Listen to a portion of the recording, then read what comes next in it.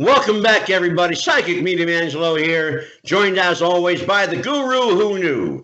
He is the Encyclopedia Britannica of pro wrestling, Jeff the Ref Robinson, and this is Wrestling with the Future with a very, very special guest, my friend, your friend, everybody's buddy, the Star Maker himself, the Star Maker, Kenny Bolin.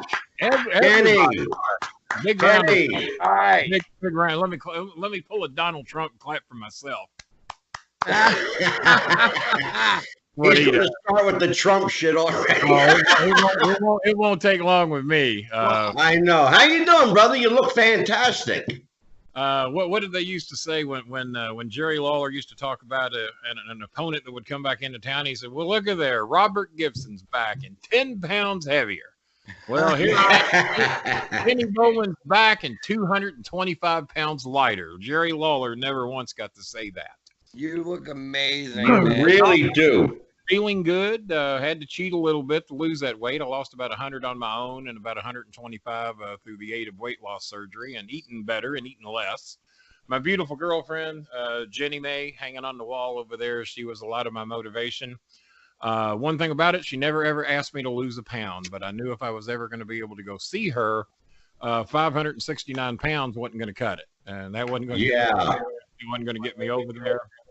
So many risks, but as a matter of fact, I lost so much weight before weight loss surgery that they told me the day after surgery, they said, "You can go now." They said, "But for every weight, it'll be a much safer trip for you." So right. Pre-surgery, I was around 492, something like that. My worst was 569, and this morning I weighed 347. Now, Kenny, if it's all right with you, Jeff wanted to ask you a couple questions about that. I myself am not going to hide the fact that I'm a big guy. I mean, I'm tipping the scales. Well, this is on video, and you don't have to confess to it, nor do I.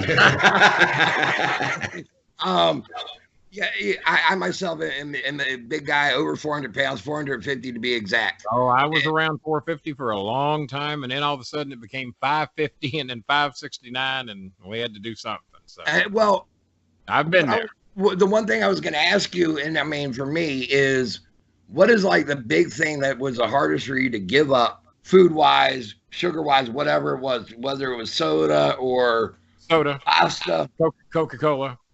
Well, here's the thing. I have not given up a thing other than soda since surgery. Okay. Here's how we did it. We did 3 weeks of nothing but protein shakes. The first week was protein shakes and 1 meal a day. Week 2 and 3 is 5 protein shakes a day. I lost 44 pounds in 3 weeks. And I'm thinking, wow. I said, who the fuck needs surgery? But they explained to you can't live on protein shakes alone every day. True, yeah. So they said that's a bad idea. You're still going to have to do the surgery. But almost what made me cancel the surgery, and you can ask my son this, I'm in the hospital. I'm in my gown. I'm ready to go. I mean, we're getting ready to have surgery. Right. So they have a pamphlet, and I'm reading through all this shit of all the things that can go wrong. The surgery doesn't work for everybody. Right. It might not work at all. You might not lose a pound. You might gain weight. It's most unlikely you're going to lose weight when I tell you exactly what all they do. I don't see how the hell you could possibly not lose some weight. Sure. But the thing that almost made me walk out is because I have these expensive ass vitamins that are like $90 a bottle that I have to take for the rest of my life. Now, I'll be honest with you. I double the. Well, that ain't helping you any. What the hell? That ain't hell. I just had to yell at basically an adopted daughter of mine who's in her mid-20s now. She was smoking last night. I had to yell at her ass. So put that damn thing down. And look at the money you save. Do you drink? Are you an alcoholic too? Nope. I may partake in medicinal use of other things, but here in Virginia, we're not allowed to talk about it. Well, Coffee. Virginia, cigarettes and coffee. Virginia is where my biological dad lives. My girlfriend has a bit of an addiction to coffee because she works a lot of midnight shifts at 7-Eleven in the Philippines. So we're trying to get her to do less coffee because it's not healthy for her either. It's she knows the complications when she drinks it, but it helps her stay awake. Yeah. So the energy drinks and those. So we're trying to get her off of those. Fortunately, she doesn't drink, smoke, or do any other drugs, so that helps. Yeah. Myself, the hardest thing to give up was definitely the sodas, but they say once you have the surgery, you're not supposed to really ever drink sodas again. I cheat a little bit. I'll buy one of those 32-ounce sparkling waters or 40-ounce or whatever they are, and I can buy those, and it'll last a week or two. And I'm like a recovering alcoholic. I just take a swig just to say I had some, and it doesn't hurt. It doesn't bother me. It doesn't hurt my stomach or anything. When you have the surgery, they said my stomach before surgery was the size of a football, and now it is the size of a banana. Wow. So there's only so much. Like I just went to Subway with my kids, and I had half a Subway, and I was getting ready to eat the second one. I took one bite of it, and I looked at my son, and I said, nope, you can't do it. There's only so much room. Even though I hadn't eaten all day, I've been up since 4:30 this morning. Right. I hadn't had a bite to eat all day because we had so much to do. Yeah. So yeah, the biggest adjustment is giving up those Coca-Colas. Nothing I love more than a nice cold Coca-Cola. I haven't drank a whole one in God knows when, but if I'm out at a restaurant, Kenny, are you a fan of the flavor-infused waters and sparkling drink? That's all I drink. I got a hum in my microphone. Are y'all hearing it? There we go. Not at all. Not at all. Yeah, I don't think you all hear it, but I hear it on this end sometimes. But I got it bugs me regardless. But sometimes we have it between us, but it's a simple fix. You just smack your mic. That's pretty much it. Yeah, I have. I think I got a cable. It's like a damn $7 cable. I guess I could just. Well, now I want to make sure I'm doing this right now, Kenny. So you've been doing video a long time. The last time I was on your show, you hollered at me for swarming the camera. How am I? For swarming the? What do you mean swarming the camera? I might have like this. For being like this. That's swarming. Yeah, you don't. Fine. I've noticed. I'm an expert at this. I've noticed that the further back the camera shoots me, the better I look. My girlfriend will testify to that. Every time she likes a picture of me that's close up, I'm just blown away because I look at it. Let's talk about Jenny May. Jenny May. Now, Matter of fact, Michael Jackson wrote a song about her. I think it went, Jenny May, that's my love.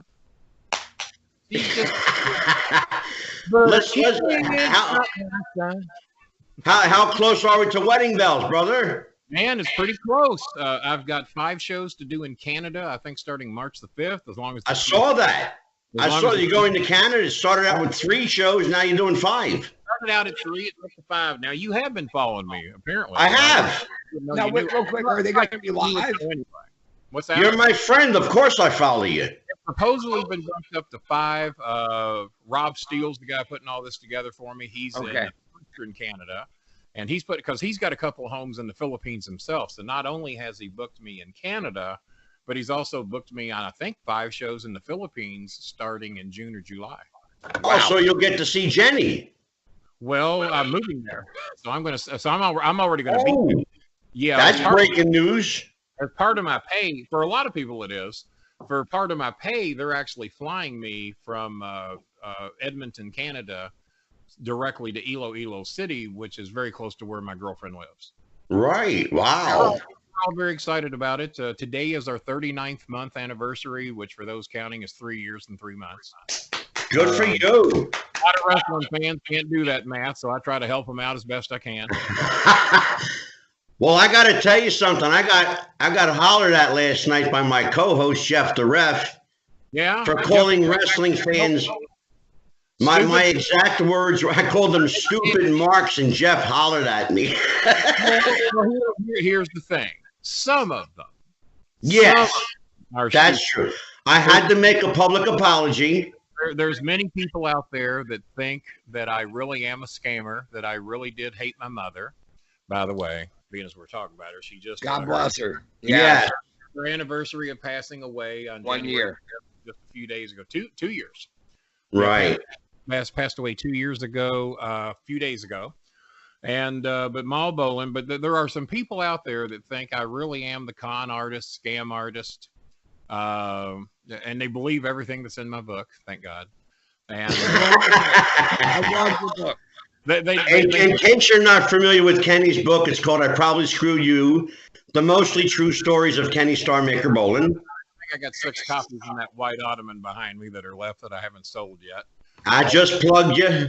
We did sell quite a few of I Probably Screwed You Twos over the holidays. I think I had like 30 books, and now I'm down to like 6. And my Amazon were way up last month. I don't normally, because the book's been out 4 years. And I don't normally make that much in commissions, but I think I made like over $140 in commissions on Amazon, which for a book that's been out 4 years, that ain't too bad. I got my copy on Amazon, but I downloaded it to my phone. Yeah. So I do own a copy of your book. So you can actually read it on your phone now. Yeah. A lot of people have asked me to do the voice thing, but I hate reading fashion, even my own book. That would be awesome to hear. I should get motivated and do that. I really should. You know, Kenny, that's the way to go. You hear Kenny Bolin? Bill After told me the same thing. He just did an audio version of one of his books. Right. But I don't know who to contact to do it, how to record it. I'll put you in contact with some people. You got some people that know how to do it? Yes, sir. Well, we might ought to look at that. But then again, once you make that first copy, how do you stop people from just copying it and giving it away to free to everybody? How do you do You got to have people. Well, that's the problem, because there's a lot of, like in the music business, there's a lot of pirated material. Oh yeah. And books are unfortunately, Kenny, books are no exclusion. I wrote a book 4 years ago, and I'm finding that my book is supposed to be exclusive to Amazon, but I'm finding it on other book sites. Mine, I myself, too, other than the ones I sell. Well, Go ahead, Jeff. Myself found on YouTube, of all places, Gary Hart's book, where somebody's reading it, an audio version of Gary Hart's book. That's one of the hardest fucking books to find out there. So, yeah, I met Gary Hart a few times back when I was hanging out with Cornette back in the old days. I met him down in. What was your impression of him? Gary, very bright man. Right. Met him. I met J.J. Dillon back during that time. Me and Ric Flair got to be pretty close during that time because we were both huge college basketball fans. The Louisville Cardinals in 1986 destroyed Ric Flair's North Carolina Tar Heels. He actually had bet me $100 to my 1,000. I'm sorry. He bet 1,000 to my 100. He bet me 10 to 1, whatever I wanted to bet. So $100 in 1986 was a reasonably big deal to me. My rent was only $250 back then. Oh, hell yeah. So he bet me 1,000 to my 100 that if North Carolina and Louisville met in the 1986 NCAA tournament, that North Carolina would win. Well, Louisville won by 23. So shortly after that game, they were to appear in Cincinnati. So I drove to Cincinnati always to go meet Jimmy. If he was within 150 miles, I'd normally drive and go meet Jimmy and hang out with him. And so Ric Flair is there, and I picked Jimmy up at the airport, and there's Flair getting off the airport. So when Flair sees me, he goes, aha! He says, I guess you think I'm going to pay you for Louisville beating North Carolina. I said, I certainly expect you to. I'd have paid you if I'd lost. He looks at you, he says, well, I got news for you. He says, I'm not going to pay you. The Cardinals cheated. Bobby, by 23 points they cheated. Bobby Eaton apparently thought Rick was shooting with me. So Bobby Eaton walked and he says, Rick, he said, I'm not going to stand here and let that go. He says, you bet the boy the money. Now, the boy was 26 years old at the time. You bet the boy the money. He says, pay him the money, because I know if Kenny had lost, he'd have paid you. And he says, Kenny, you got $100 on you? I said, well, yeah, I've always got $100 on me. Back then, I didn't trust banks that much. The IRS had gotten me pretty good, so I wasn't stocking a whole lot of money in the banks back then. And but no, Rick says, all right. He says, all right. Like $1,000 is a big deal to me. So he pulls out his wallet, and he's got these $100 bills, and he's just counting them out. One, he's counting them out, so two. So he gets to 1,000. He says, Kenny, there you go, buddy. And he pats me on the back. I just want you to know that was my dinner money tonight. And I said, Rick, I just want you to know you just paid my rent for the next 4 months. Well, wow. I got a funny story to tell you that you'll probably appreciate here, Kenny. Well, we'll see. You know your good buddy Jimmy Cornette there. Oh yeah, my dear friend. Yeah. He cut a promo. It turned on me when my mother died. Well, I know. He cut a promo recently on Twitter on a kid named Jordan Oliver who blew up wrestling. When is he not cutting a promo on somebody on Twitter? Well, exactly. Thank you. this kid, he ends up getting the promo cut on him. 375,000 views later of his little 1.5 minute clip. Yeah. And you know, he worked the show with us in VCW this past Saturday. What in the hell clip did he do that got 375,000 views? Oh my God, Kenny! It is a classic clinic. I'll call it a clinic. It's a clinic in spot after spot for spot move. It's you hit your move and duck down and miss, and I'll miss my leg kick, and then you duck down and Kenny, they never touched one time. Not one time. So of course, Cornette. Yeah, he shot on it big time. I could see Jimmy losing his mind over that one. Well, oh my God. I'm working the show with Jordan Oliver this past Saturday, and come to find out the kid's actually got a lot of respect for the business talking to him. Right. And he said, I'd like to thank Cornette for paying my rent for this past month because I just boosted my T-shirt sales. Yeah, that never hurts. Never hurts. I'll tell you what, the kid, he's only 20 years old and I mean, phenomenal. He's a good kid, Kenny. We're going to have him on the show. You know what, Kenny? I want to talk to you for a couple of minutes about this. The last couple nights, we've brought up the subject. In fact, on the show as well, brought up the subject of developmental wrestling, the developmental territories and wrestling training facilities. Wow. Now, you were one of the founding fathers of Ohio Valley Wrestling. Of course, Danny Davis. It was the founder of that group. Mr. Cornette was deeply involved. And some watermelon on me. I'll be all right, though. All right. It's all good. It's all good. And, you and Mr. Cornette had involvement with that. We all had our specialties. Danny Davis was more or less behind the scenes. A lot of people think that he actually got in the ring and trained people. And in all honesty, that rarely, if ever, happened. Right. Jimmy, needless to say, didn't really train anybody. Jimmy more or less went over psychology and storylines and all that. Right. And my expertise was traveling up and down the road with them, teaching them to be on time, teaching them how to be bad guys. And plus, I sold all the advertising on OVW. And in all honesty, even though I did get a supplemental check from WWE and some from OVW, and I got a large commission on the advertising I sold, and I just had to tell them, I said, well, right. Danny would get pissed every time he'd write me a check for $1,000, $2,000, whatever. He says, you do realize you're the highest paid guy in OVW. I said, and I should be. I said, I'm the face of it. I'm on every goddamn show. I elevate all the bad guys. I said, I put 54 men into the WWE. Sin put 1, Batista. Yeah. And she can have him. So if that's the one she wants credit for, she can have him. And, right. She got him because I didn't want him. Not a lot of people know that, but he was a dickhead when he first got here. Really?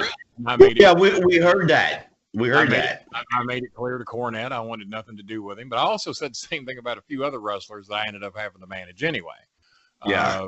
I'm actually friends with one of those now. We're actually pretty good friends, but I couldn't. Who's that? Here. It was Rene Dupree. He knows he was a dick. Oh, sure, Rene. Yeah, but me and Rene get along real good now, and we had our differences. Me and Randy Orton had our differences, but he's good right. with me now. And me and Big Show had our differences, but we, for the most part, get along now. What about Mark Henry?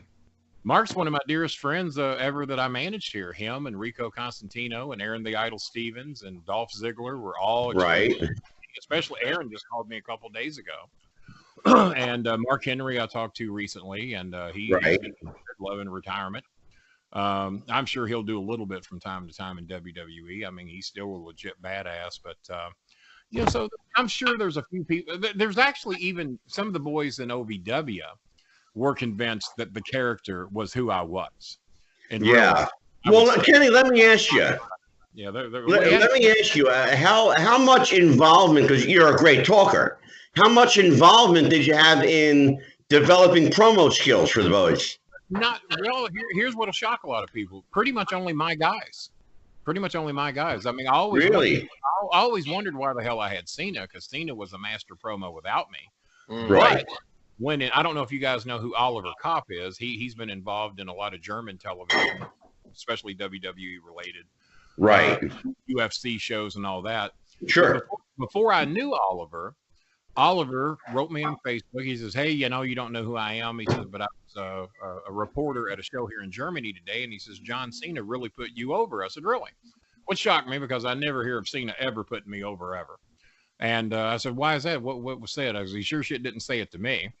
And they said, "Well, they asked him who taught him the most about wrestling in OVW." And he says, "Well," he said, "it'd be hard to say who taught me the most about wrestling." He said, "But I'll tell you who taught me to be a heel." And all the reporters were waiting for either Cornette's name or Danny Davis's name. And then he said, "Kenny Bolin." Wow. He says, "There were times I hated Kenny Bolin, and I worked with him." He says, but I learned what Kenny was doing, and what Kenny could do is that he could make anybody hate him. Yeah. But if he didn't like you in the back, you know, he could get heat with you in the back. He could do it to the crowd. He could do it with sponsors. I mean, he could do it with anybody. He could make anybody. But if he wanted you to like him, he was pretty good at that too. But in 32 years, I was never a babyface. Well, Other than a neutral announcer. I was a neutral announcer, but I was not a babyface. But that was the only time I ever know of that seemed to put me over. But it was my job to teach my guys how to be bad guys, how to get heat, how to be on time, how to get along in the back, how to do what you're supposed to do. And I didn't always get along with everybody in the back. Bob Holly hated me with a passion, but Bob Holly was a dick. Yeah. And I'm not a hypocrite. I don't hold anything back. If Bob Holly dropped dead today, I wouldn't give a shit. And I'm sure if I dropped dead, I doubt he'd care either. wow. Go ahead, Jeff. I wouldn't expect him at my funeral, and I wouldn't be at his. There you go. Now, here was what we were getting into last night, and we were talking about it. How many damn shows do y'all do? A show every day, or? No. Well, we actually have just now started picking up. We were averaging only one a week, and now all of a sudden we're the little podcast that could, and we're taking off. So we just hit. I was doing 1 or 3 a week there for quite some time, but since weight loss surgery, I think I've done a grand total like 3 or 4 shows. I just got. We just hit 79,000 downloads. Well, that's pretty damn good. Yeah. Of course, So now you realize you are talking to the 1 billion download man. That's true. We have figured out of all the shows I've done ever since podcast, and I was on among the first ever wrestling podcast and the longest running wrestling podcast. Well, we should tell people, in fairness, we should tell people that they are 1 billion. Claiming who day? A billion allegedly verifiable downloads. Yeah, verifiably, allegedly constituted and prostituted downloads. Hey, Donald Trump said he heard that we are heard in Mars. That's all I know. Yeah, he did. By the way, he did warn me about doing podcasts near windmills because they cause cancer. So he did ask me not to do that. By the way, Kenny, I have to tell you something. You are, whether you know it or not, young man, you are responsible for this podcast. Why is that? Why am I responsible? Jeff, you want to tell him why? First of all, don't y'all blame that shit on me, but go ahead. Well, here it goes. No, I'm thanking you for it, you fucker. You had on Angelo as your guest on your podcast last year, or maybe even almost a year and a half ago. Anyway, whenever you had Angelo on, you had said, and he gave out his Twitter and his Facebook info, and he said, anybody interested, contact me, and I'll be more than happy to follow up with you. And, you know. He even had a lot of non-believers contacted him that he made believers out of. Well, so I contacted him myself, and I just messaged him. The dumbass in Australia was one of those. There you go. Now, I messaged him myself, and I just said, hey, I would be interested in talking to you sometime. Mm-hmm. And I get a reply back, I'll message you when it's time. All right. And I'm going, okay, who does this asshole think that he is? That he's just this high and mighty guy that's going to contact me back when it's his time. So, well, you might as well think highly of yourself because ain't no one else going to. That's how I got through life. As a matter of fact, before you finish your story, my daughter-in-law, who's from Brazil and Germany, her family asked her. She said, "Well, if Kenny never really appeared on WWE, and other than clips, I didn't, other than a bit with Kane." if Kenny wasn't on the worldwide scene, how did Kenny get world famous? Because I've got merchandise sold in 6 of the 7 continents in the United States. If anyone really studies wrestling, they probably have a pretty good clue who I am. Yeah. And my son told her, he says, well, Dad has told everybody for so long that he's famous that people started believing it.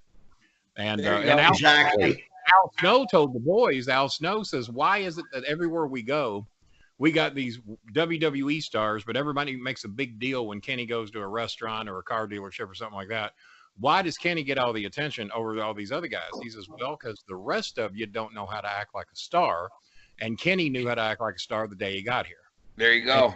And if you don't act like a star, they won't treat you like one. Amen.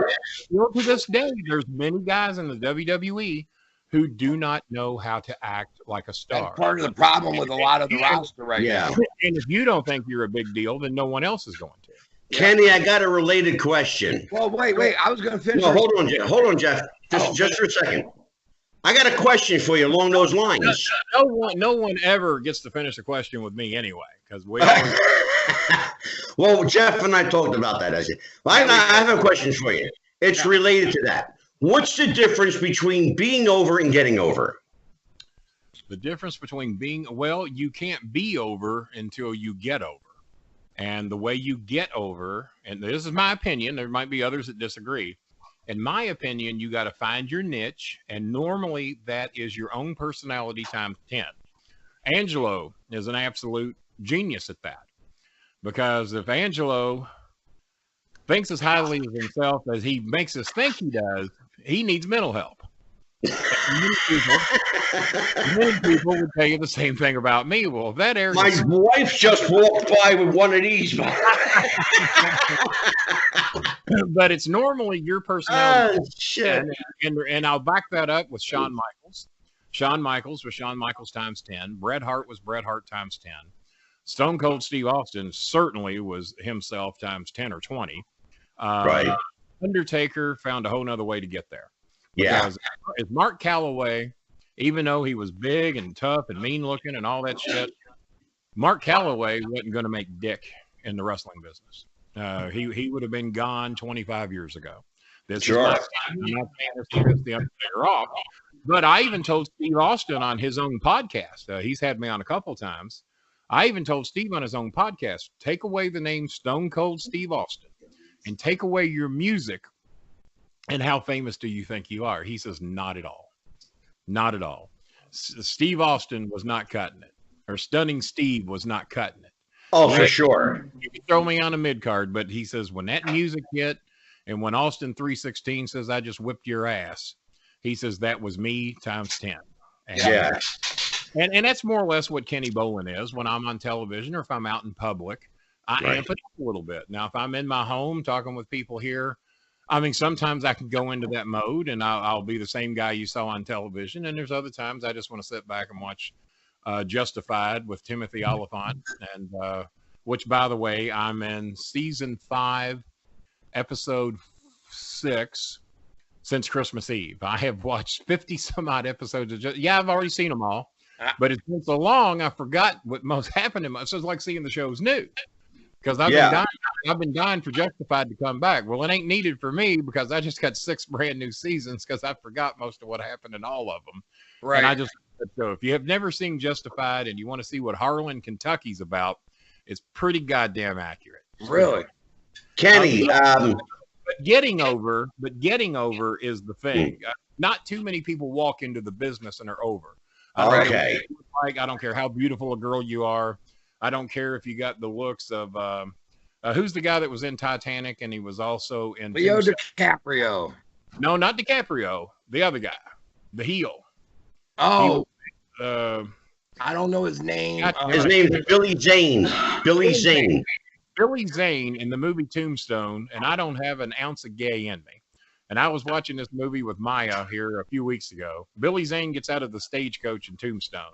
I looked at him. I said, that has to be the most beautiful goddamn man I've ever seen in my life. She says, Kenny, I've never seen you even act like you've got an ounce of gay in you. I said, I don't know. I'm going to tell you this right now. I'm going to tell you this right now. I don't know if I'm capable of fucking a man, but if I am, Billy gonna be the one I'm gonna get. Oh, shit. Billy Zane, be on the lookout, son. Oh, Now, my by God. the time he hit Titanic, he was a master heel. In Tombstone, he was not so much of a heel. He was a great But heel. what was so funny, I had not seen Tombstone in forever, and Maya loves the looks of the men in it with the mustaches and the rough looks and everything. Oh, sure. Kurt Russell's in this and everything, and she's just freaking out over the guys. So we end up watching the whole movie. I'll be goddamn if one of the big heels in the movie, one of the heel Mexicans, is sitting there, and Billy Zane is on stage performing, and the heel sitting there looks up and says, "God damn, that's the prettiest fucking man I ever saw." What I had said earlier, and so we both thought Billy was a pretty good-looking guy. So if you want to see the definition of a good-looking man who should be over just on his looks alone, besides me, other than you, watch Tombstone. I used to say that I was the best-looking 500-pound man in the country. Now I'm the best-looking 300-pound man in the country. There you go. Kenny, Jeff has a question for you about the Performance Center. Sure. About what the OVW. What I was going to say was, were you guys considered WWE Ohio Valley, or was it just Ohio Valley? Just Ohio Valley. Now, yeah, they supplemented us, and Danny Davis admitted that he was probably he won't admit it in public, but a lot of people think Danny Davis was putting about $1 million a year in his pocket through the affiliation with WWE. Now he wanted all to think he was dirt poor. Here's why. But after everything came to a head, a lot of people were saying, and Danny didn't really deny it, that he was probably putting about $1 million a year in his pocket based on sitting in the office and telling people what to do. Here's why Jeff brought that up. All right. Here's why Jeff brought that up. The other night we had a discussion about. And by the way, we worked. Jimmy Cornette figured this out. We worked on 1/127th of the budget that what Florida has. NXT. Wow. We worked on 1/127th of the budget that they had. Can you imagine if we'd have had the money that but we didn't, because they never really liked us running it anyway, especially Triple H. He always wanted it to be his own deal. But think of the 54. We heard that. Think of the 54 men alone that I put in the WWE. Right. I can use most of them. And then OVW as a company put in, I think, 136. 54 of them were my guys. Well, this is what how many people can you name that NXT actually developed, didn't pick up from one of the other companies? Name me who they developed and made a star to the level of a John Cena, a Mark Henry, a Bull Buchanan, a Rico Constantino, a Dolph Ziggler, a Randy Orton, a Brock Lesnar, or any of the countless girls that we trained and developed as well. Go ahead, Jeff. Who they developed. Oh, I mean, that weren't already developed. All my guys were developed from dirt. My guy, even Mark Henry and Big Show didn't know dick when they got here. Right. Bull Buchanan knew a little bit, but not too much of the others. Well, what we were talking about was, I said NXT has done their best to establish themselves as a separate brand than WWE. When fans refer to it, they refer to it as NXT, not WWE. NXT. But it's not. But it's not. But it is still WWE. But SmackDown's WWE, Raw's WWE, because the talent keeps interchanging, and now they've done the same thing with NXT. So now it's no longer separate. All three companies, and they're not three companies. They're all the same goddamn company with just a different name. And it's now it's not even to the level of minor league baseball, because the minor leaguers get called up and down. How many people seen on the main roster get sent back down? I'm sure it's happened. But it ain't like Major League Baseball. It's not. Kenny, it's interesting that you bring that up, because the other night I actually used Major League and Minor League Baseball as my reference. You know, now Jeff and I have had this discussion. You know, I consider NXT still to this day a developmental brand. Whereas Jeff considers it is a separate entity. So settle the argument. No, is it developmental, or is it a separate brand? developmental that has got enough television time. If OVW, see, we did the same thing. There were many times that the awards would come out at the end of the year, and we would get more awards than WWE for quality television. We were close to being a separate entity than they were because Cornette hated the fucking WWE. I hated how WWE was run, so I was anti-WWE. Danny Davis was anti-WWE, so there were no WWE cockblowers running the shit in OVW. The three running the shit in our three areas of expertise, whether anybody with that company wants to give me credit for it or not. And Rob Conway be the first to tell you. He come up to me and told me many a times, he said, if Kenny Bolin did not come into OVW when he did, OVW would have been gone. There would have been no advertising dollars. There would have been no publicity. We wouldn't have got the television deals we got. We wouldn't have got on WHAS radio and gotten the monster sponsorships for those Louisville Garden shows where we were having the Stone Cold Steve Austins and Undertakers and Kanes and Litas and all the people. What's his name? Mick Foley, who I did a couple of shows with, Diamond Dallas Page. All these guys were coming here to elevate our talent. Right. I don't know how much of that goes on down in NXT. I don't think it's anywhere near as much as it used to be. They don't use anybody down there right now. I mean, they have pulled Finn Balor from the main roster, put him down there in NXT again. Triple H has come out and said that he wants to start using guys that are not being used on the main roster down in NXT. Why Finn Balor, I hope, is hurt. Why would he be down there? Because he was not being used on the main roster, and he wanted to go back to. Why? Because they don't know what the fuck they're doing. Here's the thing. That's the problem. I haven't watched 65 minutes of WWE TV in the last fucking 5 years.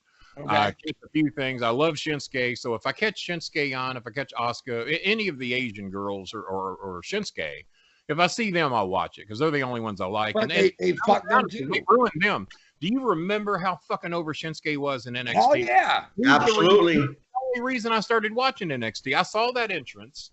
I saw that one night they had people in tuxes and 9 fucking fiddle players out there playing. Yep. Yeah. God damn! I said his entrance was 9 minutes long. Yeah. There's no fucking thing wrong with that. The entrance was damn near the match. Well, the match was secondary after that. I mean, part of the problem if the match can even live up to the entrance, you got something. Part of the problem is the same thing that you guys had in Ohio Valley, which is Vince doesn't watch the fucking product, so he doesn't know who the hell they are when they come up. I don't know if you know this or not, but not only did they try to cut Rico and Steve Austin and Stephanie, well, it was really Steve Austin. Stephanie just listened to us in this case. They had cut Rico. They brought him up here to work out his last 90 days, and they also wanted to get rid of Cena. And if you watch the first Cena DVD, me and Danny Davis are both on there. Yes, you are. How we knew he was a star. Vince McMahon's on that same DVD saying he didn't get it. He didn't. I didn't see it. And it's funny that you mentioned Rico. Up to Vince, the face of the company wouldn't even be there because Vince wanted to get rid of Rico, or not Rico. Well, both. He wanted to get rid of Rico and Cena.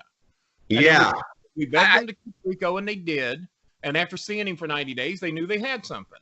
I think the only reason Rico got faded away is due to a misunderstanding with him and Booker T over something about Martin Luther King being on TV. Booker T took offense to it. Rico didn't mean shit by it. He just meant like, God damn, how much do we need this stuff thrown down our throat today? Well, Kenny, I think that about more than him about anything that I see on TV all day, every goddamn day. Yeah, Kenny, I actually spoke to Rico Constantino is absolutely the least racist person on the goddamn planet, but Vince McMahon and Booker T, and I like Booker T. He and I thought were pretty good friends, though might still be, but that misunderstanding got Rico ran out of the company. And by the way, Rico's been 4 years, and Rico told me this himself. I don't think he minds me telling anybody, is that he never did crack $100,000 a year. And this son of a bitch was in main events with Billy and Chuck and did one of the greatest angles ever in SmackDown history. Yep. Was the Billy and Chuck angle. Fooled everybody because they didn't tell nobody. Right. Well, Kenny. Bruce Pritchard tries to say he was in on it. No, he wasn't. Bruce Pritchard didn't know shit. They never clued him in. Kenny, we actually spoke to Rico. I had a conversation with him. Bruce Pritchard also says he slapped Rico to get him in promo mode that night. Yeah, it never happened. Rico that says, never happened. Rico says, you know why that didn't happen? because no one saw Bruce land with a chalk line drawn out around him. Exactly. That didn't happen. Well, let me tell you. If that fucker had made a hand on me, it'd have been the last we'd ever heard of Bruce Pritchard. Well, I will tell you that I spoke to Rico. I spoke to Rico. My conversation with Rico is up on our site. Right. It's available on all of our platforms. And Rico will be a guest on the show in March. And I would love to have you back in March on the show with Rico. I might have to do it from the Philippines. It depends when I go. But if I'm there and we got a good internet connection, I'm happy. And I will tell you that I'll be doing it on a beach somewhere. I will tell you that Asian girl sitting on my lap breaking coconuts for me. But other than that, nothing wrong with that. I will tell you that I do mean the sweet Jenny May, not any other Asian girls. Only Jenny May. Only Jenny. I will tell you that absolutely I can confirm that what you say is true because Rico has spoken of it himself. Yeah. Oh yeah. And I will also, when I contacted him about it, he was pretty goddamn hot that Pritchard said that.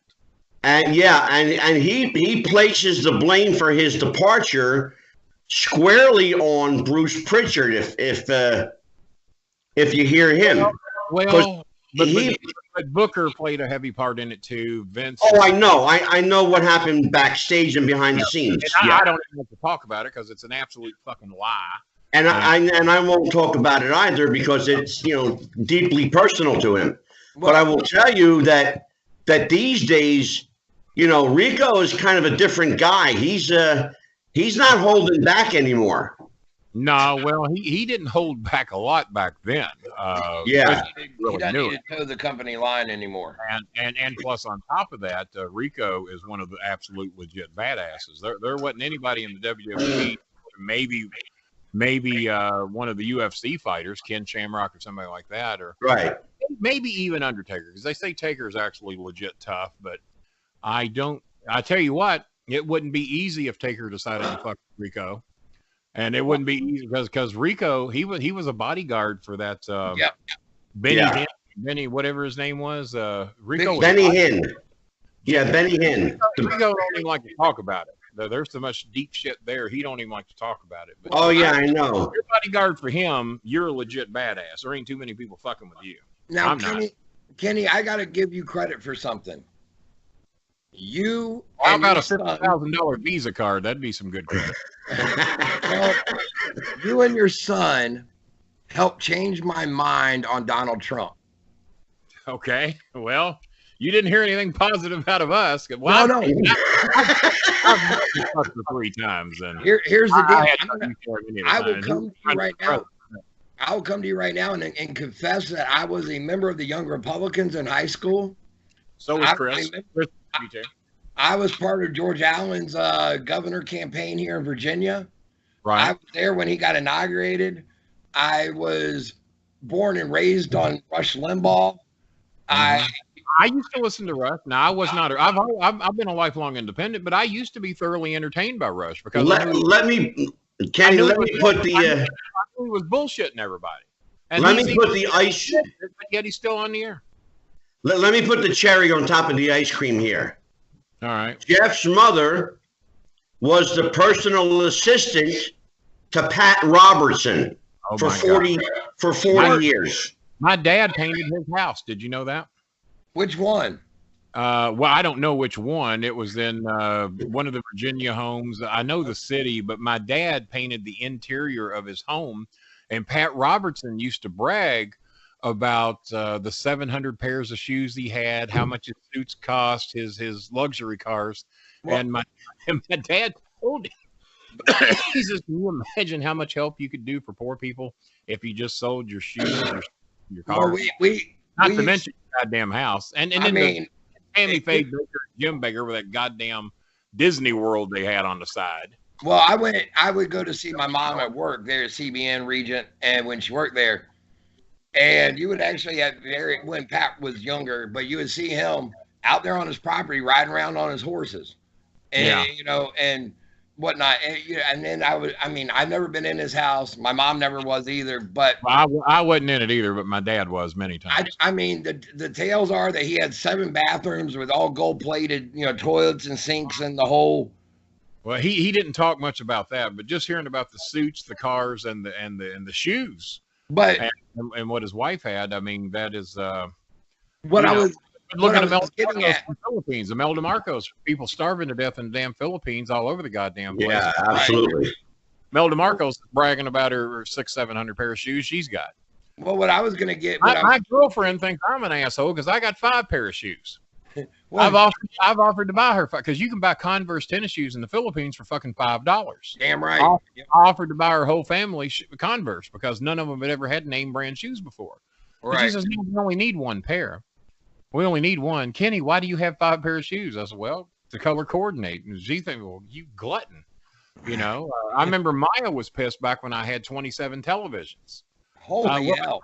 All of them. I didn't buy 27 TVs. I traded for them when I was on television and trade them for advertising time on our shows. But yeah, one time 27 TVs, and Maya hated that I had 27 TVs. Why don't you do those, you know? And eventually what I was getting at with the whole Donald Trump thing was I heard you and Chris have 26. I would hear you and Chris's take on a lot of what Donald Trump was saying. And I'm going, you know what they're saying is actually very accurate, very true. And well, we don't have to make up anything on him. He admits it all himself. We don't have to make up shit. Well, I pointed out to numerous ones of my conservative friends. That was the hard thing about being on Russo's network is because every one of them were blowing Trump's cock and buying his shit. Right. And I love Russo to death. But Russo quit watching Saturday Night Live because they fuck with Trump. They fuck with every president. It doesn't matter. That's what they do. But when the president is a fucking moron, a pussy groper, and a thief, then you got more fucking material. And I know there's parts of New York that love Trump. Now, New York City don't. They'd burn his hotel down today if they got a shot at it. And as a matter of fact, Iran has threatened to blow up all of Trump's properties. I said, well, fuck, don't do that. You just be doing him a favor because most of his properties are losing money. And now he gets to file an insurance claim. You're only going to help that fucker out unless he's in one of them. Exactly. Get Mar-a-Lago. You'll get that one if you're going to blow something. I made the argument, and I've said many a person, as I said, you show me a president of any damn company, I don't care if you're Coca-Cola to a country, you show me a president that gets on there and engages in Twitter beefs. You know what I mean? You can't name any because they wouldn't have the job if they did. I mean, you don't see the president of Coke going, hey, Pepsi, you suck. Suck my dick. You know what I mean? Maybe they should. Well, listen. Speaking of Twitter beefs, was it a wise move, Kenny, for Tony Khan to engage in a Twitter war with Randy Orton? No. Well, I have to plead. What's your name, Kenny? I have to plead some ignorance on it. Well, number one, I don't know who the other guy is, and anytime when you're an unheard of and you're getting into a beef with a documented star, and me and Randy have had our differences over the years, but it probably would not be. I don't know who the other guy is, and I was not aware that they even had a beef. So. Tony Khan is the owner of AEW. Oh, well, what were they beefing about? Bring me up to date. Well, Randy Orton had basically alluded to him coming, possibly going to AEW. His contract was up. He was just trolling the internet trolls is what he was doing. I know what he was doing, yeah. And then Tony Khan decided he was going to chime in on whatever. So he cut his balls off. I can already tell you what happened. He cut his balls off and made it aware that he didn't have it. He didn't want Randy. Is that what he did? There you go. And then I saw that coming a mile away. Well, no. Then Randy turned. He said he was like, basically, how dare you use my company to try to leverage, yourself into a better contract, whatever. Yeah. And Randy said, "Okay, shut up." He called him Jacksonville Dixie. Not a compliment. Not a compliment. No, and but like I said, Randy and I, to my knowledge, have put aside our differences. But that's what Randy was doing. He's working himself for a better contract, and I don't judge him for that. I mean, if he can do it and get by with it. But apparently, the other guy called him out on it. Randy has a bit of a history. Randy is not the most pleasant guy in the world to get along with backstage. It wasn't that way in OVW. I doubt it's that way in the WWE. I hear since he's had a child, he's calmed down a little bit. Mm-hmm. But I'm sure that old Randy is not too hard to rile up. Nope. And that was. I haven't had any contact with Randy since we did Six Flags shows together. Well, I was going to say the point is Tony Khan, who is the I owner. knew exactly. See, I knew exactly what was going on the minute you just gave me a little bit of the story. It was obvious what was going on. Now, but was it smart though for Tony Khan, the owner and president of this newfound AEW, to engage with Randy Orton? What do you think? I mean, I'm going to change my opinion on it because I didn't have the whole story. Tony Khan was exactly within his rights of what he wanted to do because he called out Randy for doing that. Apparently, he knew Randy's history and probably did not want Randy with the company. I would say that Jericho and Cody Rhodes and maybe some others, even though they worked with him at OVW from time to time. Jericho came down here many times. They may have put a buzz in his ear. Hey, no, we don't need that because Jericho's there for at least 3 years. right? Yeah. And I guarantee you that Cody and Dustin and Jericho and maybe a few others are there. I don't know the whole roster because I don't really watch the product. It doesn't. Well, that was going to be my question for you, Kenny. How closely do you? How closely do you follow? You don't?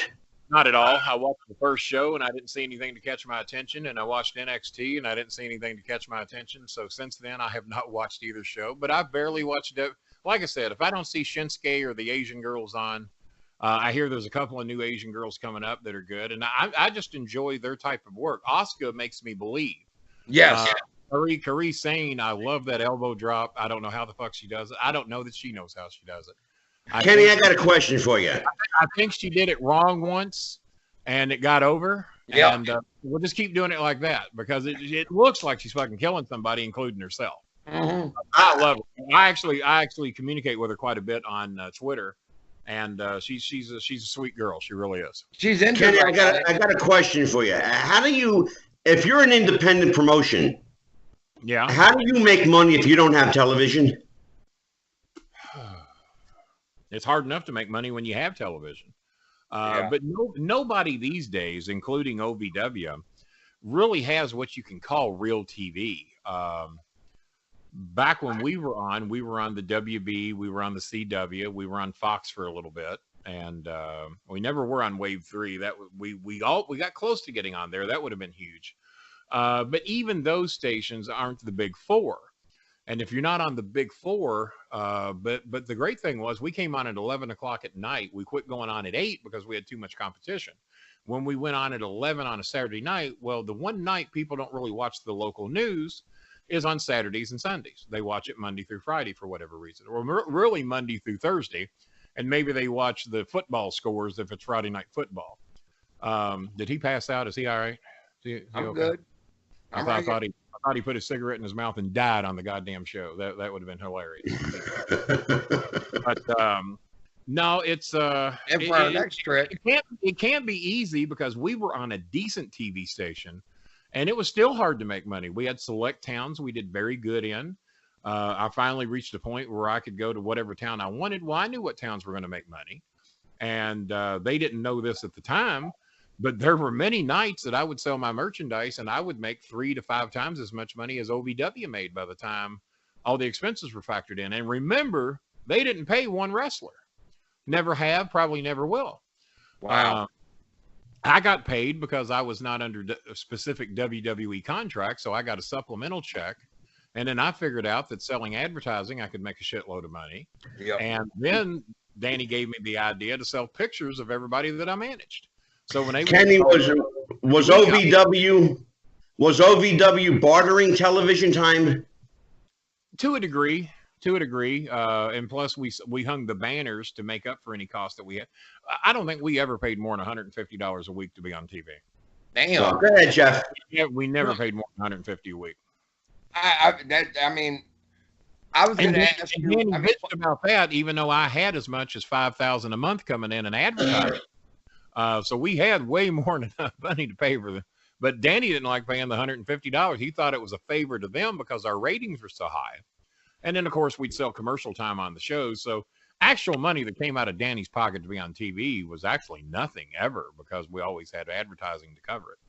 I mean, do you think that an independent promotion these days could get over in a local market if they were to get on local TV? I mean, like, no. Okay. The market is absolutely depleted in any real talent. Right. There's let's see, Monday night we have Raw. Tuesday night we have used to be SmackDown, not SmackDown. Is anything on Tuesdays in it now? I guess nothing. Nope.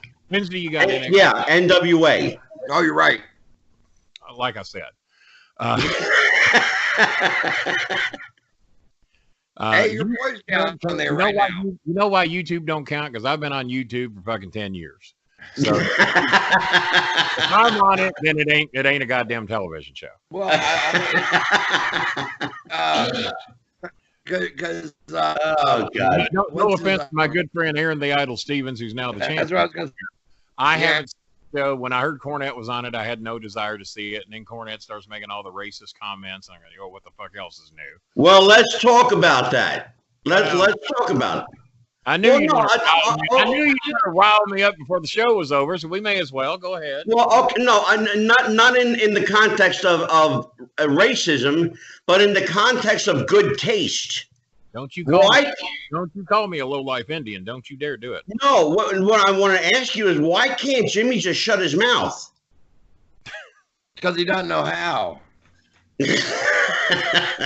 Well, let's face facts. I know Jimmy better than anybody on the planet fucking Earth. That's what I'm asking you. Why can't Jimmy shut his mouth? Why can't Jimmy say the right things? It's like Donald Trump. He's not genetically capable to do that. Not genetically capable. It's like asking Trump to be a good guy. There are people that'll tell you that he can do it, but he don't want to do it on camera. There's people that'll say that off camera that he can actually be a nice, caring guy. But he's always got to blow himself. And Jimmy, I have said many times, is the poor man's Donald Trump. He loves to blow himself. He started believing, because people have called me a genius in wrestling too. I just try to do common sense what makes, I do not consider myself a genius in wrestling.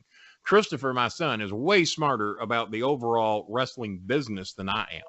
If I'm a genius about anything, it's how to get heat, as you can tell on this show. Probably took a lot of people off tonight. But, if I'm a genius about anything, it's on how to get heat. Other than that, no, not even close. Jimmy is a genius at stealing other people's shit and memorizing other people's shit. I had a show with Bill After once, and I'm not saying it's to knock Jimmy. I mean, if it's a skill you have and you can get by with it and fool others, then so be it. Donald Trump has fooled others. And Jimmy and Trump are way more alike than people want to realize. Even though, for whatever reason, Jimmy hates Trump, he should idolize him. They are so much fucking alike. They bullshit each other about how smart they are. They bullshit each other about how rich they are. I know how rich Trump is. It's not what people think. I know how rich Cornette is. I've seen what the thing that says how much money I have. I saw a thing once that says that I have $17 million. Then I saw another one that says I have 5.7 million. And then I saw another one that says I have 1.7 million. None of those are fucking true. As a matter of fact, there are marks out there who, whenever they see me raising money for my medical funds or what have you, well, don't help him out, that son of a bitch. He's got, and I've heard Cornette tell the story, he's got over $1.3 million under his bed. So I went on a show. Tell you what. Under his bed? I don't know how much money. You said that many times. I'm so fat. Back then I was. I'm so fat I can't get under my bed to see how much money I have. I'll tell you what I'll do. If there's anybody out there who's really that fucking sure that I've got $1.3 million under my bed, come on over. Which either of you 6 or 7 dumb fucks think I got that much money under my bed. Come on over today, because I can't hide that much money today. Come on over, get under my bed, and I'll split it with you. How's that? You pull it out from under my bed, and you can have half of it. No one showed up to collect that $1.3 million that supposedly I have under my bed. Right. I fucking wish. And then when I think of how much interest I could have drawn on that 1.3 million if I just put it in the bank.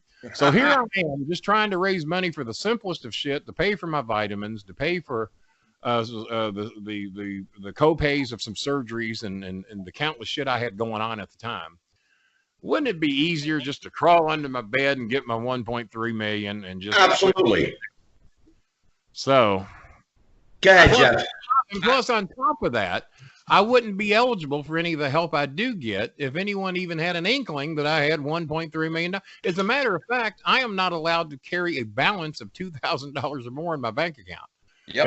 If I carry that for X amount of time, before bills are paid, I can have a little over that. But if I have over a $2,000 balance in my bank account, I don't get any help. Well, I don't get any health benefits. I don't get any disability. They take your disability away if you have over $2,000 in the bank. Yep. Now my bills and mine are, I know what Jimmy Cornette's bills are, and his are about 5 times what mine are. And mine is in the neighborhood of about $1,500 to $1,700 a month. When you factor in everything, car insurance, rent, electricity, whatever the fuck. My minuscule cell phone bill of $22 fucking dollars a month. My landline phone bill of $10 a month. You add up everything, and I might be out $1,500-$1,600 a month. Jimmy's bills are way the fuck higher than mine, so he can't quit. He can't quit working. He's got to keep getting out there, but he keeps pissing off all these damn companies. And like Angelo said, if he just shut his fucking mouth and quit offending them, but he does that because that's what his base loves. Why does Trump badmouth immigrants? Because the base loves it. Why does he want to build a 900-foot wall that ain't gonna keep fucking anybody out? Because the base loves it. Trump appeals to the uneducated white guy. And when I say uneducated, that means didn't go to college. Well, Kentucky, 66% of Kentucky voted for Donald Trump. Most of them uneducated white guys. I would be one of those. I would count as that because I didn't go to college. I went to the University of Hard Knocks and learned all kinds of shit. Oh yeah. But I don't have a college education. So I should be one of that 66%. Now the educated people that live in the cities and the suburban areas, they despise Trump. Right. But those are smarter, educated people. Not to offend those that live in the rural areas, but let's face it. If you live in the rural areas, you don't get that much news. You don't get that much interaction with real people. Because I've lived in those bumfuck areas many years. I lived there for 14 fucking years. Right. You see things differently. But what really gets me is that the Trump supporters are the people like me and you and whoever. I don't know if you got a college education, Jeff. I have no idea. A lot of people in the wrestling business don't, or they wouldn't be in the wrestling business. Well, I got about a year behind me. That's it. So they all think that the wrestling business is going to make them rich. I fucking knew better. And I did as good as anybody on a so-called independent level at making a living in the wrestling business, and still to this day probably do.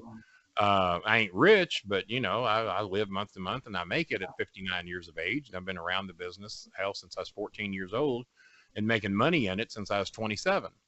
But what gets me is that you think that the rules, so-called uneducated dumb fucks is what they like to call them.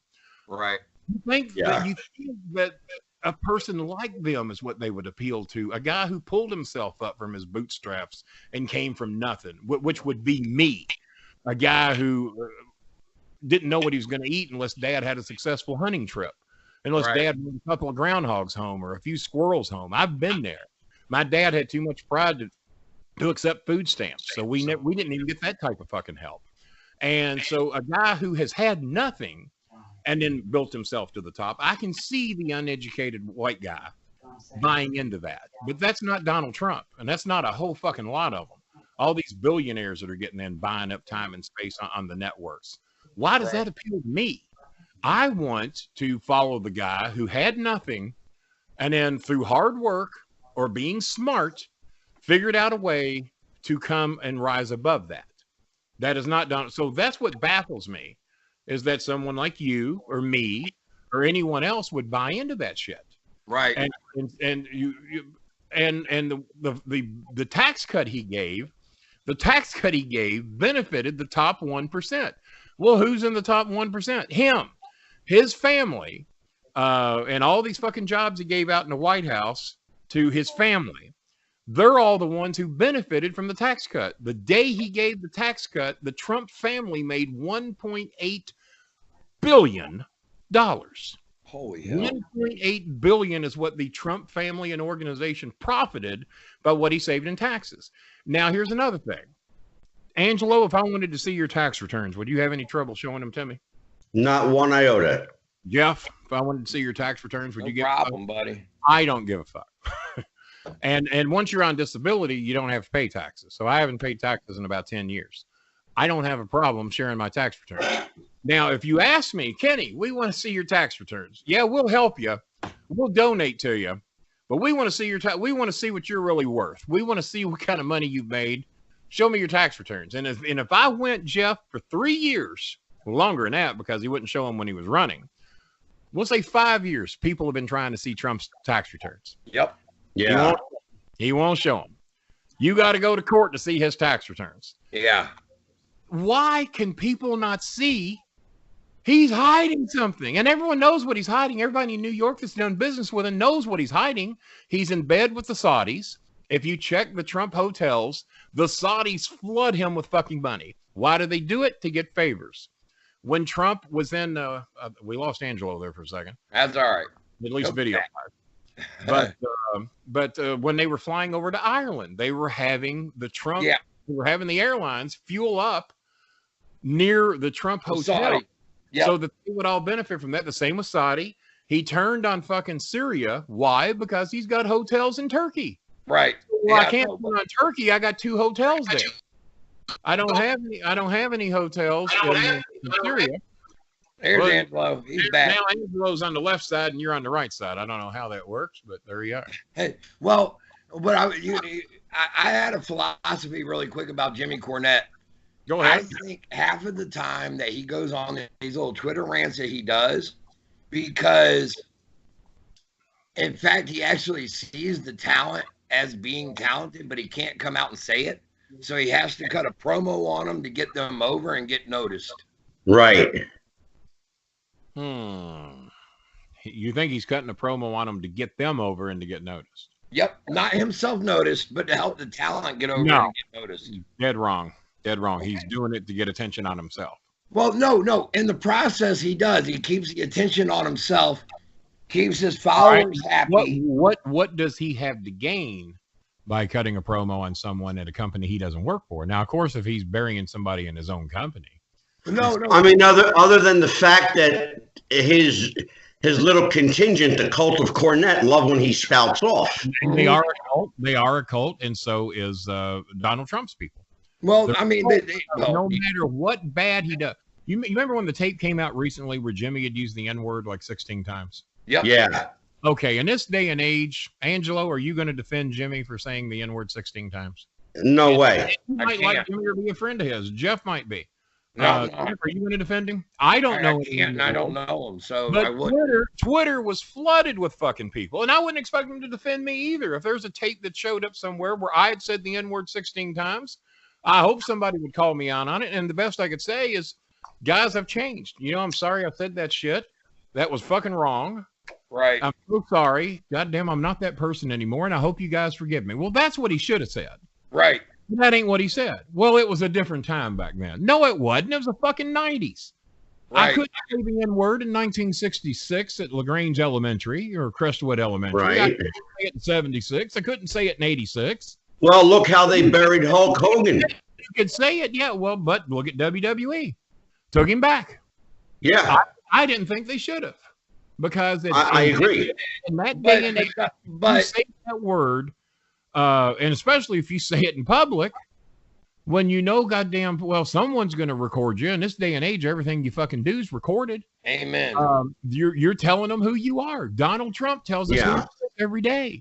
When you don't want people of dark skin to be in this country, but yet you're inviting the Netherlands and Scotland or who the fuck ever. You're inviting the white people, but you don't invite the dark people. You're telling us who the fuck you are. Yeah. And that's not who I am. Let anybody from Mexico or wherever the fuck they're coming from. Right. We have a lot of fucking open land in this country. Yeah. Fucking open land. And you know, we can't put them all in Boston. We can't put them all in Miami. We can't put them all in Detroit, Chicago, Los Angeles, or San Francisco, or Houston. Right. Or even Dallas. But there's a lot of other places they can go, and they just want to make a little money and do the jobs we don't want to fucking do. There you go. It's like I've been as poor as you can get, but I don't want to work in some of these fucking shops in Mississippi. well, I went down there and raided a company and ran out fucking countless Mexicans and Puerto Ricans or whatever they had working there. Well, no fucking white people wanted those jobs. there you go. Well, the comedian Ralphie May put it best when he said, Yeah, Ralphie's a funny guy. he said, you show me any white person that wants to go out there and pick the fields like they do out there, you know, the Mexicans will do out there and pick the orange groves and everything else. Good luck finding them. I come from as poor a family as you can come from, and I don't know any of my people that wanted those jobs. And he said he was like, he was like, I promise you, you get rid of the illegals, and all of a sudden the price of oranges goes for a dozen. All of a sudden, from it being $2 or $3, it's going to be 10 or 12. There's nobody to do the work. There you go. And the people of Texas and California will tell you, yeah, run them off, lock them up, put them in cages. Now we got nobody to do the job. Right. Exactly. Now to lure people to do those jobs, we got to pay $18 an hour, $24 an hour, $30 an hour. And then OSHA's going to step in and everything else. But if you just pay them minimum wage, it's way more money than they were getting. It's like let me tell you a story about my girlfriend in the Philippines. She manages a 7-Eleven. Right. I've begged her to quit because the money she makes, even my poor ass can pay her to stay at home. And it's nothing to me. The poor thing works for 8,000 pesos a month, if she's lucky, after deductions. Now, on papers, she thinks she's making 10 or 12,000 pesos. But by the time they deduct for their bullshit insurance that pays nothing, by the time they deduct your shortages in the till, by the time they deduct your inventory coming up short, they do the shit over there that they can't do here. Yep. If they did that shit in America, the stores would be shut down. But 7-Elevens are all over the fucking Philippines. And they abuse their employees, and they don't even know it. Did you know in the Philippines you're only allowed to have one job, and if you have to sign a contract, and if you break that contract, and I didn't realize how serious this was because I kept begging Jenny to quit. Well, Kenny, I can't quit. I signed a contract. I said, fuck the contract. I'll be taking care of it. How did they get away with that? I don't know. I wish I knew. I would probably be shot for bringing it up. Wow. Over there. And I brought it up many times. They might be waiting for my ass when I get there. I don't know. Well, no, you sign a contract. Well, the reason they do it, which makes sense, there's no fucking jobs. I got countless fucking friends that live in the Manila area that don't have a job. They can't fucking get one. And they make it impossible for you to get one. I got a little friend over there I've known for years, wants to get a job. And the poor little thing, he has to raise 8,000 pesos to pay for the paperwork. Well, 8,000 pesos is what my girlfriend makes a month. And how much does that equal to here in America? How much does that equal to in the American dollar? 10,000 pesos is $200. So 8,000 pesos, hell. probably about $175. It's $200 for paperwork. So my little friend over there, he has to raise $175 that he ain't got. No one else he knows has got it to fill the paperwork out to get a job that ain't going to pay him what he handed them to get the job. Oh my God. Look at this shit. I got friends hang on. I got friends over there that work for AT&T, Spectrum, Sprint, various huge companies over there. And the average salary in the Philippines is $350 a month. That's the average salary in all of the Philippines. Here's the big news. I don't know anybody that even makes barely over $200 a month, 10,000 pesos. I don't know anybody. I don't know one person that makes the average. And I know at least 150 people over there if I know one. You're blowing my mind here right now, Kenny. That's crazy. So the reason I'm going over there is because on my disability, which I'm allowed to keep over there, as long as I don't become a citizen. I can be a resident there, but I can't be a citizen. Right. Well, my girlfriend makes ends meet somehow, barely, on $200 a month or less. It's normally less, about $175 a month. Well, my disability check is in the neighborhood of about $800 a month. Well, that's a big difference. So I can well, you're talking about numbers that are unfathomable to us. Yeah, exactly. And they are. So that's why I've dedicated myself to helping so many families in the Philippines. And I can't be much help, not on what I make, because I make my disability check and whatever merchandise I sell, and that's it. and I'm permitted to make up to about $900 a month. I got a quick question. I can't tell you how many months that's happened. Here, I got a question for you, Kenny. I can barely make ends meet, but so I can raise $50 for an American family. Well, $50, me and my son can't even go out and get a nice dinner for that and leave a tip. Right. You know? But if I raise $50 for a Filipino family, they can eat for fucking 6 weeks. Well, okay, I got a quick question for you. I got a friend of mine who has a girl that's talking to him. She lives over there in the Philippines. My personal opinion is I think he's being catfished because A, the girl won't ever video conference with him. She can't ever. You've already said enough. He's being catfished. My girlfriend is very aware of how serious that is over there.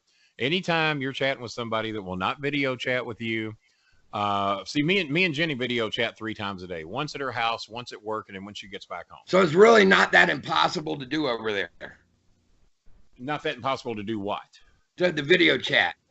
Oh no, fuck no. As long as you got decent internet, she can buy unlimited internet for 790 pesos a month, and that's unlimited internet. Because 790 pesos is about 500 pesos is $20. Because the guy who I know, sorry, 500 pesos is $10. 1,000 pesos is 20. So for under $20, you can have unlimited internet. You can watch all the fucking YouTube you want, all the Netflix, all the Messenger, all the video chat. Me and my girlfriend use Google Duo, and they get free data over there. They don't even have to buy a cell phone plan. If you have a phone, you have a cell phone plan. Because they put the SIM card in, and then you can use free data to text and make phone calls. But if you want to watch shit, you have to buy a thing called a load, and that's what Jenny does. Well, because see, what this girl does is she talks him into giving her like $300 or $400 a month or more, and says she needs to pay, bills for her family. And he's got, because they have all tried to do that to me. There was countless long before Jenny that ever came there. I met Jenny through one of my customer service reps at Spectrum. Okay. And she was a friend of Jenny's. Jenny was a huge fan of John Cena. Her and her cousin wrote me to find out more shit about John Cena. And Jenny for 6 weeks told me, I'll never fall for you. You're a chick boy. You probably hit on every girl, all this shit. And Jenny by the ocean. Jenny by the ocean. And then 6 weeks later, she told me, if I do fall for you, will you catch me? And I said, if you do, I'll catch you every single time. And that was 39 months ago today. Kenny, how did you know at the time you weren't being taken? Well, here's the easiest way. She, in 39 months, has never asked me for a penny and gets mad when I do send her a little money to help her. If I know they need some medical help, it might cost $20 to take my little girl to the doctor. And I do call her my little girl because since 82, she's called me her daughter. So as far as little Kimmy's my daughter. I'm the one that takes care of her. And when I say I take care of people, say, well, Kenny, you're on disability and you sell some merchandise. You barely make it yourself. Well, I'll sacrifice a lot of shit to make sure that my little girl's okay. Damn right.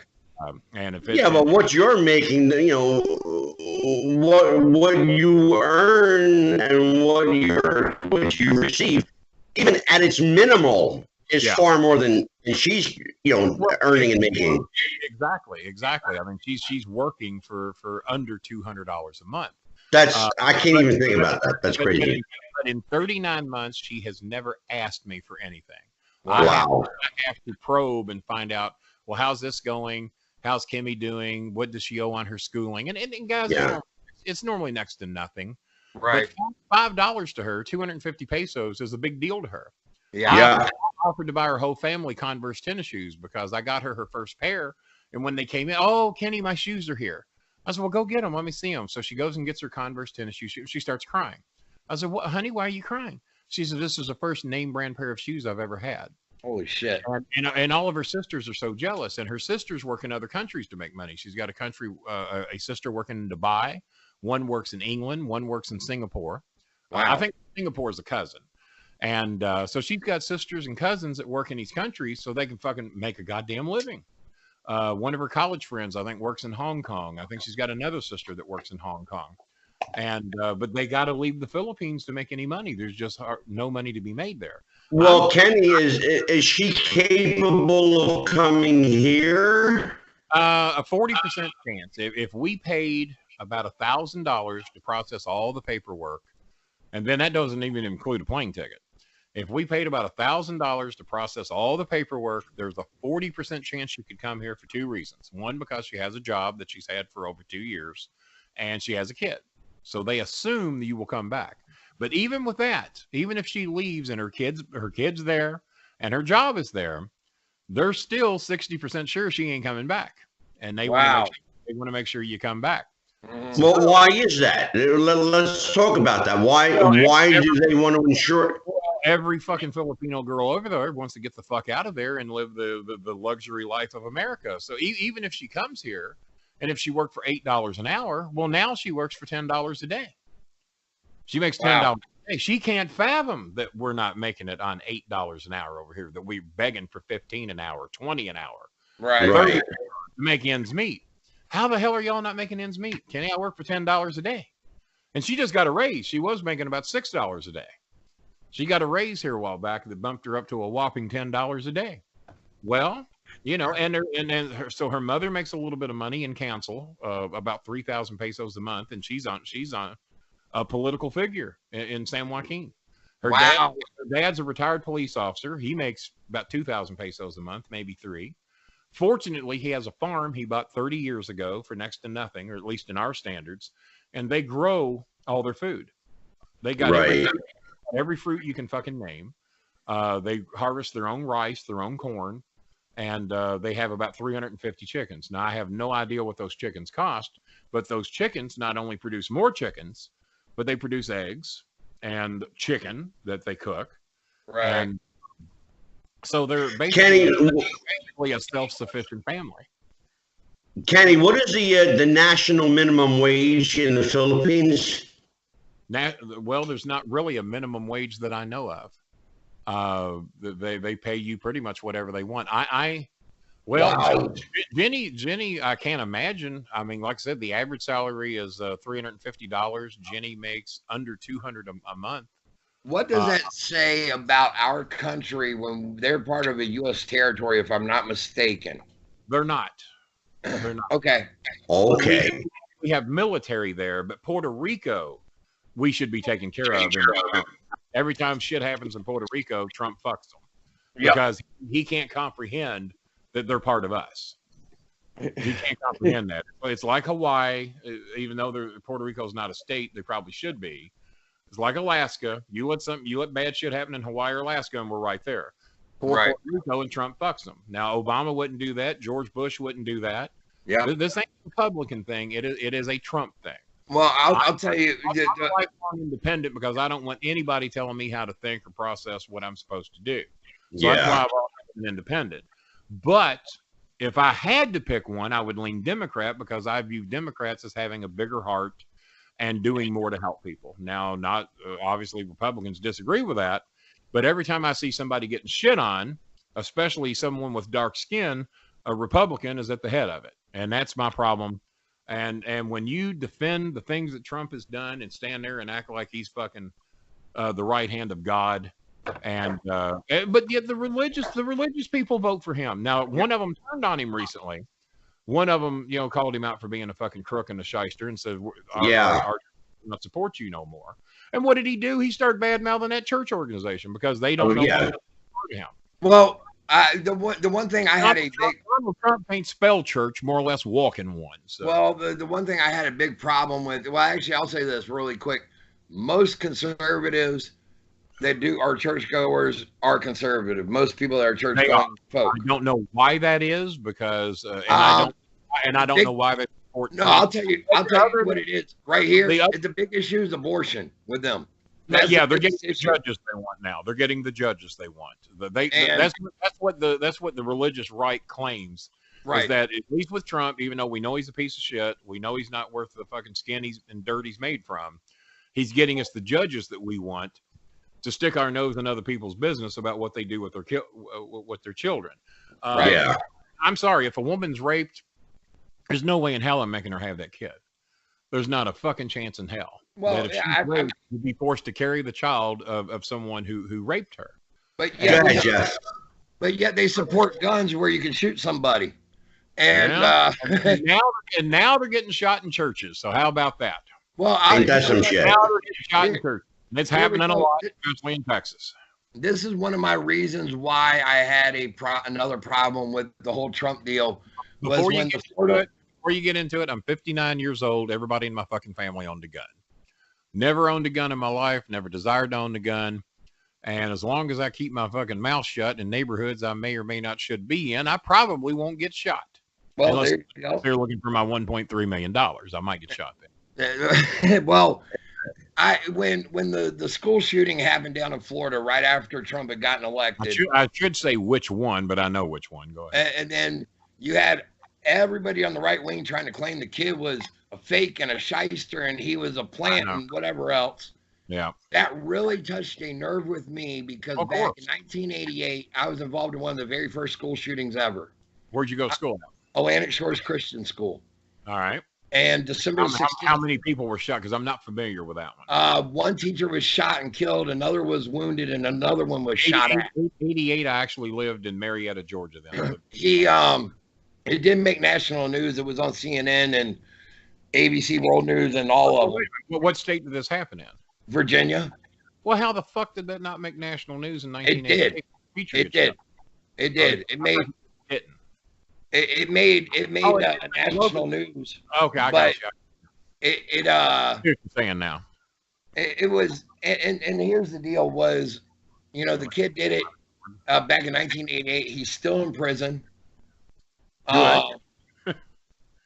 You take a life, you have sacrificed your own, in my opinion. There you go. And so, but that to me has always been a very big issue with me because of me having been involved in one. And I know to this day how it fucks with my head. I've even talked to Angelo about it. And just because of everything and how it went down. And I mean, I'm like, okay, I'm all for you being able to have a gun to protect yourself in your house and having a little 9mm if you feel that's necessary. And as far as I'm concerned, I think that's where it stops at. You want a gun to protect yourself in your home? Fine. Well, don't be out here walking around in fucking Golden Corral with one. I see. There you go. Yeah, exactly. These douchebags coming in Golden Corral, and they're walking around like they're fucking Matt Dillon and Festus with a guy. Yeah. I said, why do you need an I don't know the mental stability of these fucks. Right. They're walking around, and the rest of us have fucking butter knives and forks. Yeah, Kenny. Goddamn gun strapped to their hip, and I don't know how many we say, because if you are that big of a chicken shit that you got to walk around with a gun strapped for everybody to see. And I had one of these fucks that used to be a friend of mine, but he sucks Trump cock so fucking deep. I think he choked to death on it. I had to get rid of him because I couldn't stand being around him. Oh, Kenny, I'll protect you. Anything goes wrong, I'll protect. Well, how the fuck are you going to protect me? You're in goddamn Southern Indiana, and the only thing you can protect me from is some other dumb fuck like you who's walking around Golden Corral with a goddamn gun strapped to his Shit, Kenny, I lived in Tennessee for I lived there 13 years. And that's called an open carry state. Yeah. That's called an open carry state. Is Kentucky an open carry state as well? Yes. It is. Okay, so in other words, as long as you have the permit to carry, you can have it on your as a sidearm. Yeah, absolutely. Yeah. And it has to be visible, right? To my knowledge, it has to be visible. Yes. Not if you got a concealed weapons permit here in Virginia. But if you have it concealed, you don't have to. Right. There's open carry and concealed carry, and they're both two different things. The wildest thing I ever saw was when I was out in Missouri, and I see at a church, no guns allowed.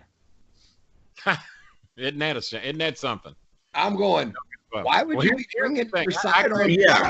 Why would you need to advertise that? I graduated in 1979, and I never, ever went to school one day worried that somebody was going to fucking shoot me. Now, there might be a bully there wanting to beat me up because he disagreed with my way of life or didn't like me because I was poor or what the fuck ever. None of those bullies ever got to do that because I defended people against bullies, thanks to my buddy Jerry the King Lawler, who inspired me to do shit like that. But no, never once did I ever think I was going to fucking be shot in school. But it came to a point that I was scared to say, we really considered homeschooling Chris because fucking every day you're reading some. I mean, we had, God, I think last year alone, we had over 100 school shootings. Yeah. One form or another in a college, a high school, a grade school. Yeah. And only a handful of it makes news. And take away the school shootings. I mean, people being shot and fucking. You remember, it used to be he went postal. Remember all the post office shootings? Yep. We don't hear of post office shootings anymore. It's the schools and the factories or UPS or where the fuck ever someone decides to go off at. But listen to this shit. Australia don't have no fucking problem with it. Canada ain't got no problem with it. England ain't got no problem with it. Why? Because they don't have fucking guns. Exactly. If you're gonna fucking kill somebody, you got to do it with your bare hands or a fucking knife. Well, Trump. Oh, well, they're stabbing people. Well, you got a guy coming at me with a knife or a guy standing there in my room with a fucking gun. At least I can pick up something and fend myself off of that fucking knife. And hey, maybe if I block. But I'm a lot more fucking scared of a loaded goddamn gun than I am somebody with a fucking knife. Yeah, absolutely. Oh, and I can pick up his fucking microphone and kill you. Yeah, right. Well, you know what? That microphone. Microphones are killing people. We got to ban the microphones. Well, I should point out to people that a microphone is a deadly weapon to Kenny Bolin. Amen. Well, Kenny, let me tell you something. My appearance on your show garnered a lot of attention. Mm-hmm. You know, the people who told you privately, "Oh, this guy's full of shit. He's just you and the psychic or something now together." You know, they called bullshit on me, right? Right. Okay. Well, I want to tell you something. Those same people, in one form or another, I've done 40 readings for over the last year and a half. I don't doubt it. Hell, last time I talked to you, it was pushing 20, I think. Yeah. That was a year and a half ago, however long it was. And yeah, again, exactly. And that is exactly how come me and Angelo came to be, was because of your show and me contacting him. And within 2 minutes of our conversation on the phone, he said, "I'm being told that I need to do a podcast with you." And he had never met me a day in his life. Well, it all worked out then, didn't it? But well, I am the psychic and he is the guru. For people that don't know, I haven't had any contact with my dad probably since 2007 or 2008. And I want you to know that my girlfriend, Jenny, who I call the investigator, she somehow found my long-lost sister, who I've not seen since 1979. She found her last night, and I actually had a video, well, not a video chat, but an audio chat with my sister. Wow. Oh, wow. Terrific. This morning, she gave me an update on my dad. Turns out my dad's now legally blind. He's 81 years old, and he lives in North Carolina. He used to live in Chesapeake, Virginia. Yep. And last time I saw my dad was 1988 with Chris, and the first time I saw my dad was 1979 when I was a senior in high school. So, wow. I got some information on my dad for the first time in quite some time, and so all that happened last night. And Chris, are you going to make contact with him? I don't know yet. I don't know. I've talked with my sister, and the reason me and my dad quit speaking, and hope Stacy ain't watching the show tonight because she doesn't even know why, but I was in a magazine with 2 black girls. My dad was, he talks like a Southern general and was raised in Norfolk, Virginia, and not a lot of people know this, and I don't even know if Stacy knows it. But like I said, I hope she's not seeing the show tonight, or she might find out some shit she don't even know. But my dad used to be head of the one of the leaders of the KKK in Virginia. And you guys are probably wondering, God damn, how in the fuck did Kenny Bolin not become a racist fuck?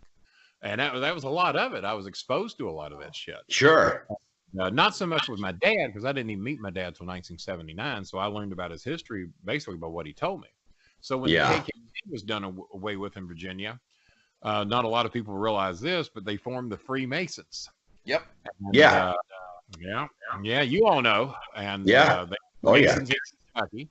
And most of the Masons will have a black man as the doorman, and which I'm shocked they go along with it, because you would think if I know, they know. But my dad was, so long story short, my dad saw me in a magazine with 2 black girls, but he didn't refer to them as black girls. He asked me why I was in that picture, and I was. Yeah, I can imagine. That was 2007 or 2008. I said, well, Dad, down here, we don't call them that. Well, what do you call them? I said, we call them girls. We call them girls. Well, I just want to let you know you brought great shame to the family by you being in that picture. I said, well, Wow. let me alleviate you of that problem. I said, you don't need to contact me anymore if you haven't evolved any more than this. You know? Yeah. So I never spoke to him again. So that was 2008. So I'm wondering what your father would think of Jenny May. Well, my son asked me the same thing today. He says, he says, now that you've contacted, I said, I sent Stacy 100 pictures of me and Jenny. Some of us together, some of them are Photoshop, some of them of me and her in matching shirts, because she's got many of my shirts. And I don't know. But he's going to find out. But he's blind now, so he might not be able to see the pictures. Right. But maybe a blessing in disguise for you, brother. Could be a blessing in disguise. But no, I haven't talked to him yet, but he is alive. He is blind. I do know that. I knew he had glaucoma back in 2007, 2008, last time I talked to him. But oh boy. Well, speaking of blessings, yeah. Speaking of blessings, what's have you changed your mindset a little bit on blessings and where they come from? No. No. I have not evolved much on that. Okay.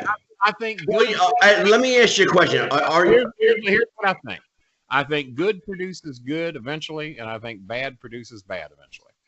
And okay, I will. You know what? I'm going to surprise you. Well, my son even says that karma is a type of religion, even though I claim I'm not religious. I don't have any shame in claiming I'm atheist. But I do believe in karma, because every time I do something good for somebody, something good eventually happens to me. Well, karma. And every time I see somebody fuck somebody other than Donald Trump, eventually they get, well, and he's getting his now. He's coming in slow doses, but he's getting his. And then once he's not president, there's a lot of shit's going to fall in his lap that he's exempt from now that he won't be exempt from then. And well, karma does come from the karmic religion. Yeah, well, it is. I believe strongly in that. I certainly believe in karma, and it's amazing how many people write me on Facebook. Oh, Kenny, you're the sweetest guy. You're the best guy. God bless you. And I had a woman in my home here a couple of weeks ago that donated some food for a family that I was raising money for to get their electric and water turned back on. And they come here and they drop off some food, and I thanked them. They said, well, Kenny, you're obviously a religious man. You believe in God, right? And I looked at her. I said, and she just looked at me and said, you don't? I said, nope. I said, I believe in treating people the way you want to be treated and being good to people first. Let's try that. It's interesting you say that, because I'll tell you, I've never had a problem with an atheist. Every problem I've ever had has been with Christians, because they're judgmental people. My uncle was the first atheist. Sorry, Uncle Charlie, who passed away in 1972. My Uncle Charlie was the first atheist I ever knew.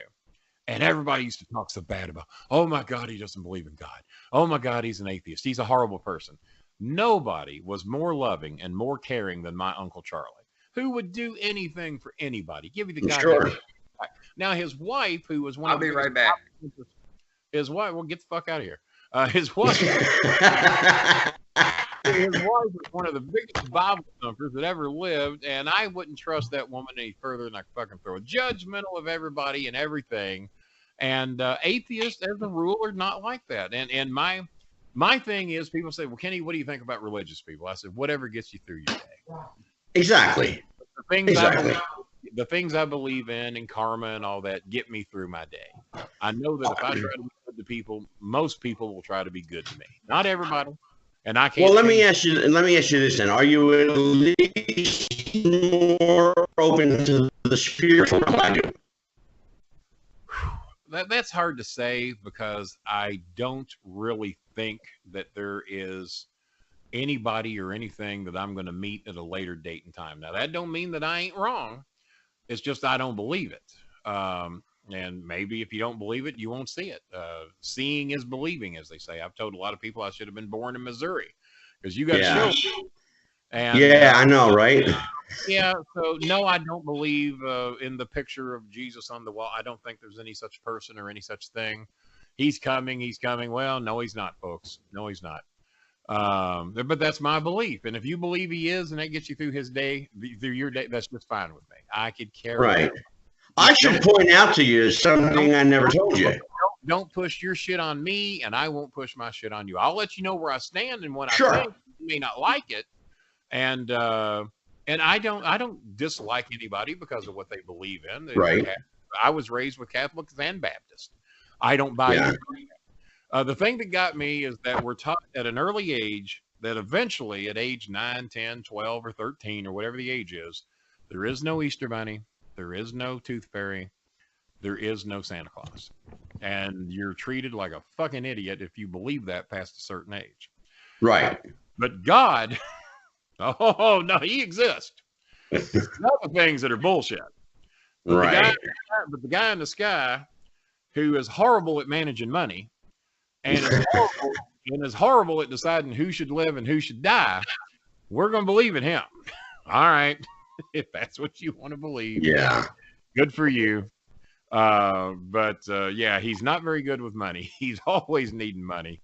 Yeah. And disciples all need money. And Yeah.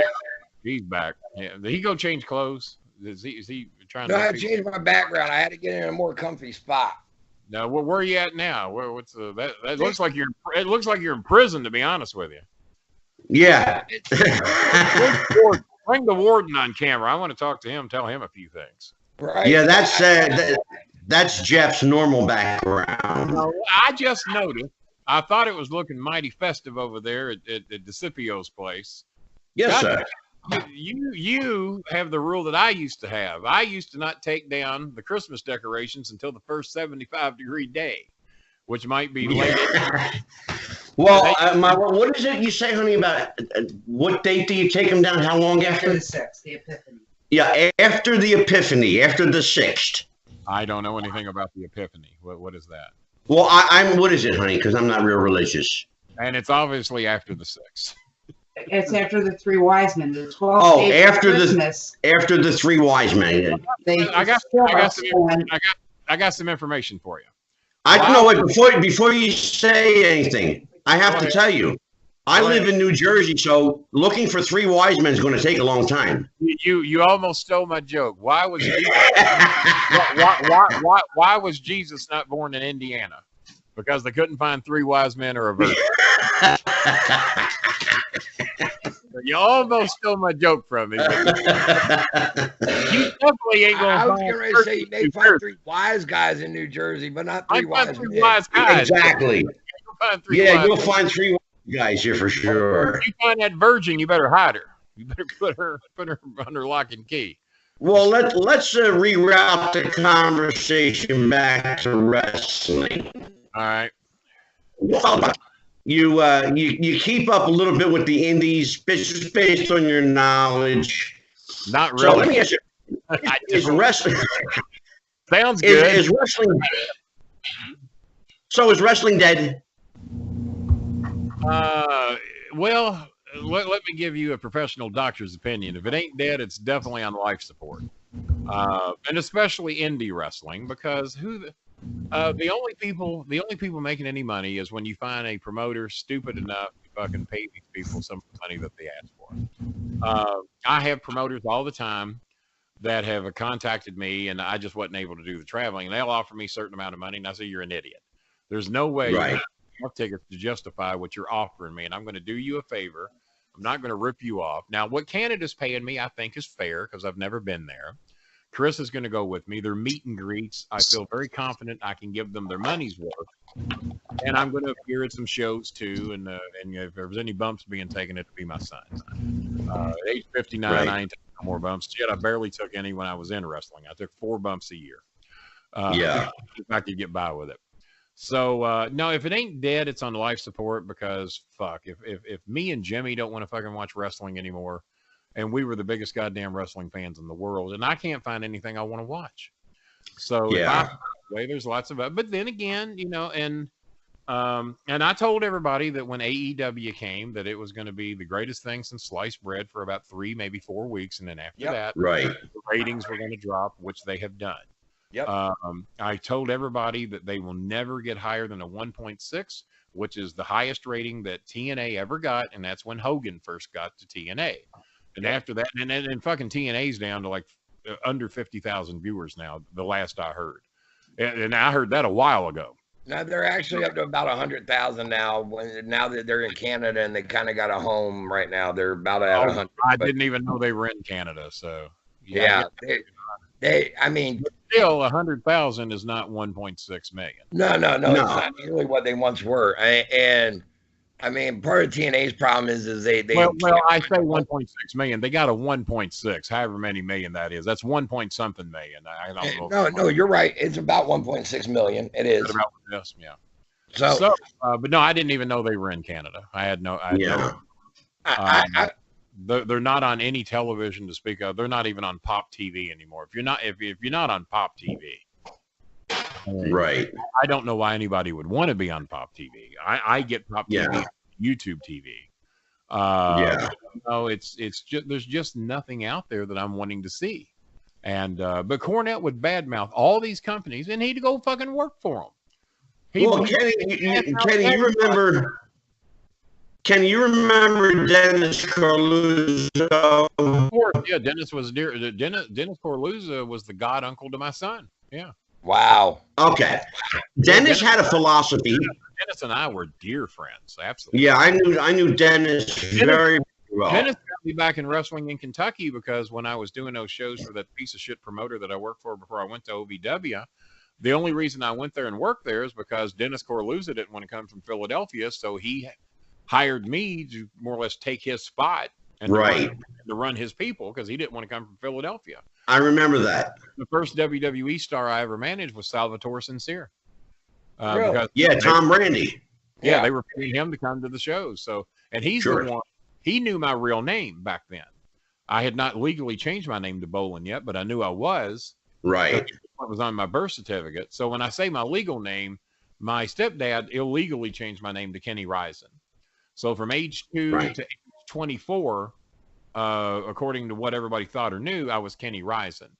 So even though I was going by Kenny Bolin with that company, Tom Brandy knew my real name through Dennis Corluzzo and Jimmy Cornette, and he nicknamed me Bad Moon Rising. And my son said, "Man, that would have been the coolest fucking managerial. Here comes the so-and-so and Bad Moon Rising." I said, "Well, Bad Moon or Rising." I don't know if Rising Services or the Rising Alley would have worked as good, but just as a manager name, Bad Moon Rising would have been a cool ass name. So, well, I bring up Dennis Corluzzo because Dennis had this philosophy of OPP, other people's money.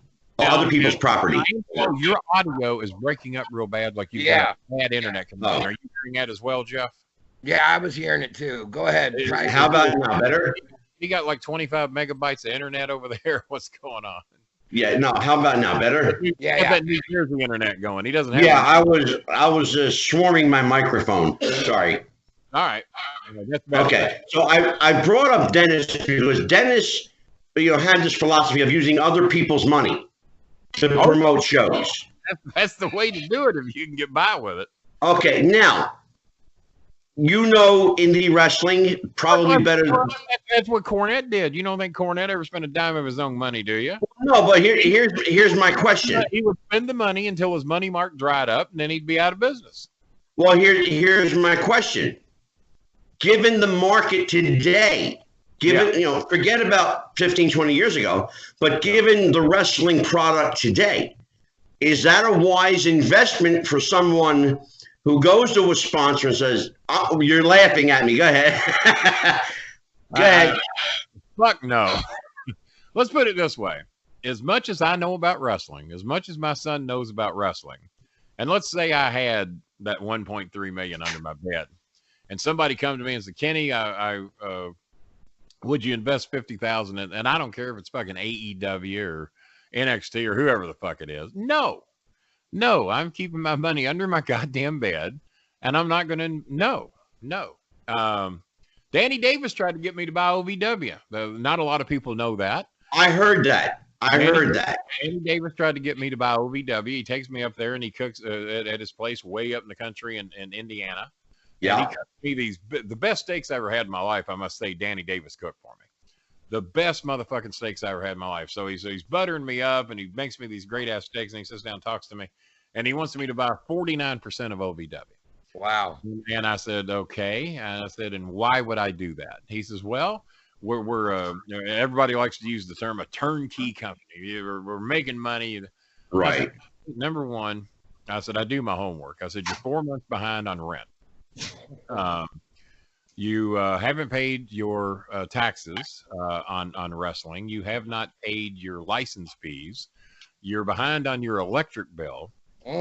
But see, we were out of the WWE deal now. Right. Now, I'm sure Danny had the money, but yeah, OVW was an LLC. And so you could sue the company, but you couldn't sue Danny. Right. So if the company ain't got no money, then fuck you. Yeah. Danny didn't have to cover up the time of his money. So why would I pay 49%? Why would I do that? Because number one, you're going to have all the say, and all I've done is bought the opportunity to buy 49% of your bills. Right. So I ain't the smartest motherfucker in the world. I didn't go to college, and I was really bad at math, other than the basic four. Well, let me ask you a question. Given the fact you turned that offer down, and I'm one of the few people that know. I turned it down. Yeah, I'm one of the few people that know that. No, there's not a lot of people that offer. Yeah, I'm one of the few people that know that offer made to you. But I have to ask you. You know Al Snow, the current owner. I know him very well. Was it a wise investment? I guess he thought so. I don't know what he paid for it. I have no idea. I know I was going to buy it for a fraction of what people thought that it would sell for. I heard 1.5. If he did, he's an idiot. I heard that's the number that's been circulating, 1.5. Number one, I would be shocked that he's got 1.5. I know what it says he's worth on the internet. If he's got 1.5, I would be real shocked. I know what he's made most of his career. And if he made 1.5, he did not make it wrestling.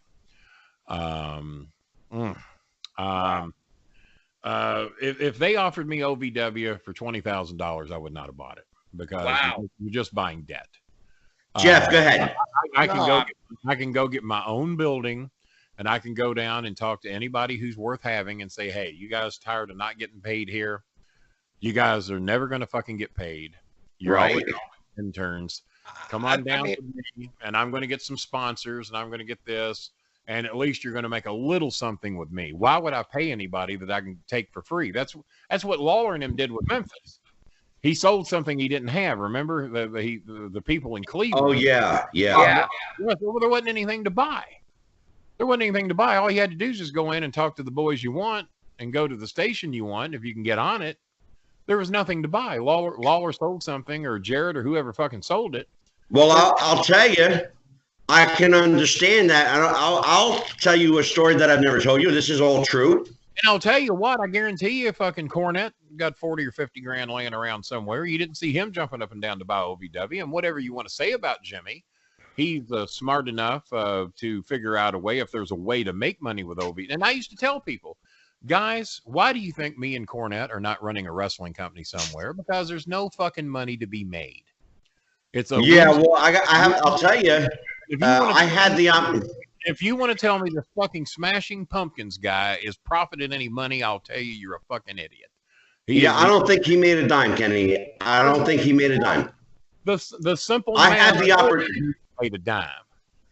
I sat down with Larry Sharp. God rest his soul. I sat down with Larry Sharp, and he offered to sell me the Monster Factory. Okay. He sat down. Very aware of the Monster Factory. What did he want to sell? So Larry puts a contract in front of me, piece of paper. I'm reading this, and I'm buying the name, the Monster Factory. There's no building. That's all there is to buy. Yeah. Yeah. Wow. And so when you buy a wrestling entity, really for people that forewarned is forearmed. Yeah. When you buy a wrestling company, you're only buying a name. Yep. You're buying. Now, Well, I mean, I know that the promotion the only way that I could think if Al Snow actually entered into a legit contract for $1.5 million is that he was convinced that he had a way to make money that Danny Davis was not. And they agreed that he pays X amount over X amount of time until Danny has $1.5 million. I wouldn't do that either. I would not do that. I know the promotion that I work. To me, the name wasn't even worth $10,000, more or less $1.5 million. The promotion that I work for here locally, we run once a month, and we may take off 2 months out of the year. They do turn a profit each time. That and again, but he's running it monthly. We show is on YouTube, and then they got a streaming site as well. Right. And we do the usual bit of bringing in a name or two to get the crowd up. But even if we don't have a name on there, we're drawing about 300 just off of our guys, our local guys. You just answered your own. Well, you didn't really ask a question, but you just said something that I'm now going to ask you a question. Go ahead. If you're drawing the same crowd without the names, then why would you pay the names, the money, the hotel bill, the air, and all that? Because when we bring the name in, we pop it from 300 up to 5. Well, then you're not drawing the same. You're not drawing the same. You said you draw the same without them. That's not the same. That's my mistake. I misworded it, but in other words, you're doing good if you don't bring in the. Yeah, there you go. There you go. This day and age is good. 300 this day and age is good. OVW did a shitload of shows that never drew 300 people. We did a shitload that drew a few thousand when we brought in WWE talent. We did one at they did one for on the local base for one of the Navy bases here, and they had over 1,500 that came out for that. So, well, if you do it on the Navy base, the great thing about that is that what else have they fucking got to do? Yeah, we had a show up here. Pay $5 or $10 and go down and get off and not think about fucking military shit for a while. Yeah. Or we can sit in our fucking bunker or whatever the fuck. Well, we had a show up here in October. It's like when you run a show at a high school and you hold it during school. We did that. We went to Nick Densmore's high school and drew nearly 800 people. Well, their option was sit in class or come on out and pay $5 and come down to the wrestling show. Right. Exactly. We drew nearly 800 people. Now, if we'd have went to that same school at 8 o'clock at night, we would have drew 30. Yeah, we had a show here in October. And Nick Densmore went to school there, and we'd have still been lucky to have drawn 50 people. Right. Yeah. We did a show in October. We had J.J. Dillon. We had Tatanka, we had Flying Brian Pillman Jr. What year was this? And this was October. Yeah, I know. And we were lucky if we drew 75 people. And you got a lot of names on there for 75 people, right? Yeah, the guy took a bath that night. Well, of course he did. And that's what advertising. So, and I'd have been the first to tell him he was an idiot to have done that. I don't know who the promoter was. But when you'd have told me I'm bringing in Flying Brian Jr., I like Flying Brian, but he's not drawing a crowd as of yet, not of those numbers. J.J. Dillon, you're far better off doing those things. You bring in one or two of them, and you have a meet and greet. Yeah, because that's what fans want to do. They want to get an autographed picture, get an autographed book, what have you. That's what I'm doing in Canada. I don't think people give a shit to see me fucking manage a match in Canada. But if it's a part of a bonus, but for a meet and greet, and the Hearts apparently are the ones wanting me up there, so they've put out the good word of me coming there, and that I've always been good to them and didn't badmouth them like Cornette did. Personally, I want Kenny Bolin here in Norfolk. Well, you do realize that Norfolk is my original hometown. I don't know if you know that or not. I know. Me and you have talked about that, actually. My dad's got a home there. Had one. He now lives in North Carolina. I lived on 1432 Windfall Drive in Chesapeake. Chesapeake was my home. Not for a long period of time, but that's where Dad lived. Right. So I made my home. As a matter of fact, I inherited that home and never took it because I was so poor at that time I couldn't pay the taxes on the damn thing. Right. So I had to forfeit. I'll tell you. Well, I don't know the last time you were. I don't think they kept it. I don't know the last time you were in Chesapeake, but I'll tell you what, it's definitely developed a hell of a lot since 1979. I guarantee you, it's developed quite a bit since I've been there. And that I actually wouldn't mind coming back just to show my family where my dad's from and all that. Right. You know what? Matter of fact, first time I ever saw Ric Flair in person, listen to this shit. My dad knew I was a huge wrestling fan, knew that I knew Jerry the King Lawler. And my dad, as a surprise, has me third row seats at the Norfolk Scope. I don't even know if the Scope still exists or not. Still does. Still there. Yes, holy shit. Well, I'd love to go just take my son to the Norfolk Scope. But my dad had me third row seats, and for one reason, because Ric Flair was on the card that night, Mid-Atlantic Wrestling. Yep. I'd never seen Mid-Atlantic in person. I'd only seen the Memphis stuff.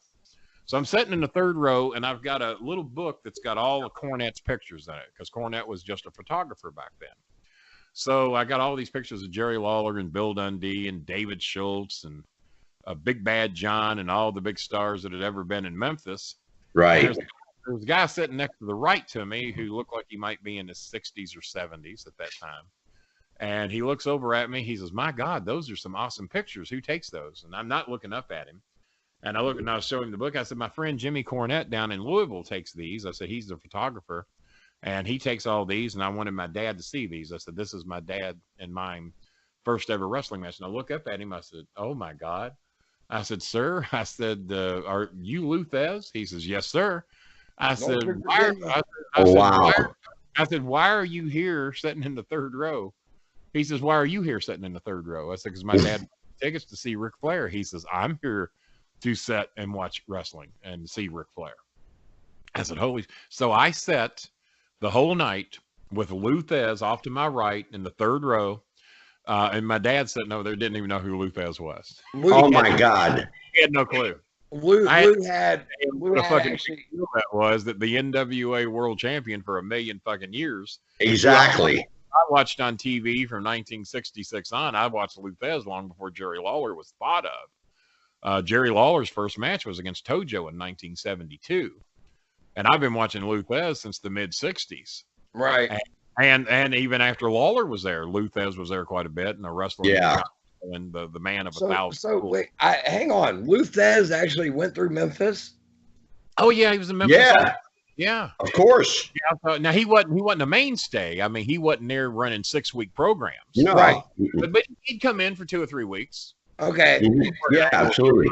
He didn't stay 6 weeks too often, but yeah, he was there a lot. There's a story. Sputnik Monroe, who they said that the blacks in Memphis had. Yep. Oh, they loved Sputnik. Oh my God, yeah. I think they said that they had a picture of Martin Luther King, and then right next to Martin Luther King, you'd see Jesus. Sputnik Monroe. Right next to Jesus, Sputnik Monroe. Sputnik Monroe used to buy tickets for blacks to get in and see the shows. Well, Sputnik Monroe.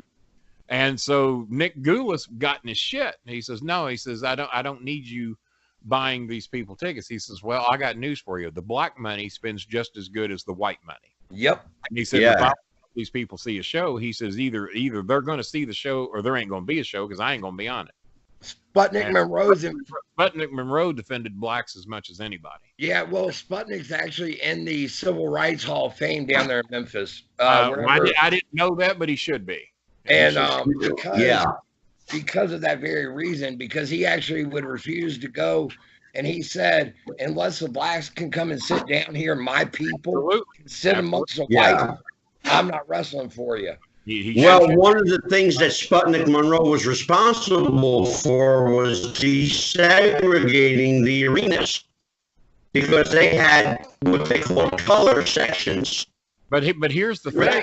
I didn't know that much about Sputnik when I was watching. I didn't know all that till he was gone. I didn't know blacks and all that because, I was raised in a racist-ass family. I wasn't going to hear anything positive about any black man in my family. I got a story I want you to tell really quick, Kenny, and it's one of my favorites that you've ever shared, and it's about Jimmy Cornette. Sneaking up on 10 o'clock, and I got to get with my girlfriend during her break, but Well, okay, we can wrap it up, but this is what I want you to tell the really quick. You're if you on here trying to bully me, you trying to push me around, you trying to make me do shit I don't want to do, you trying to make me tell stories I don't want to tell. I'm me up. Now, what story you want me to tell before I have to get nasty with somebody? I apologize to I'll take my hairbrush and I'll jam it up somebody's but I will comb my hair first, I promise you. I apologize to you, King, and I bow down to you. just for that, I don't know if you're going to get the free bowling club hat. That Oh, now that is awesome.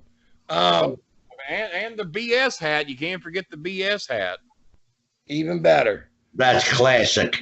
Now, the one story I did want to hear really quick. What a handsome man that is.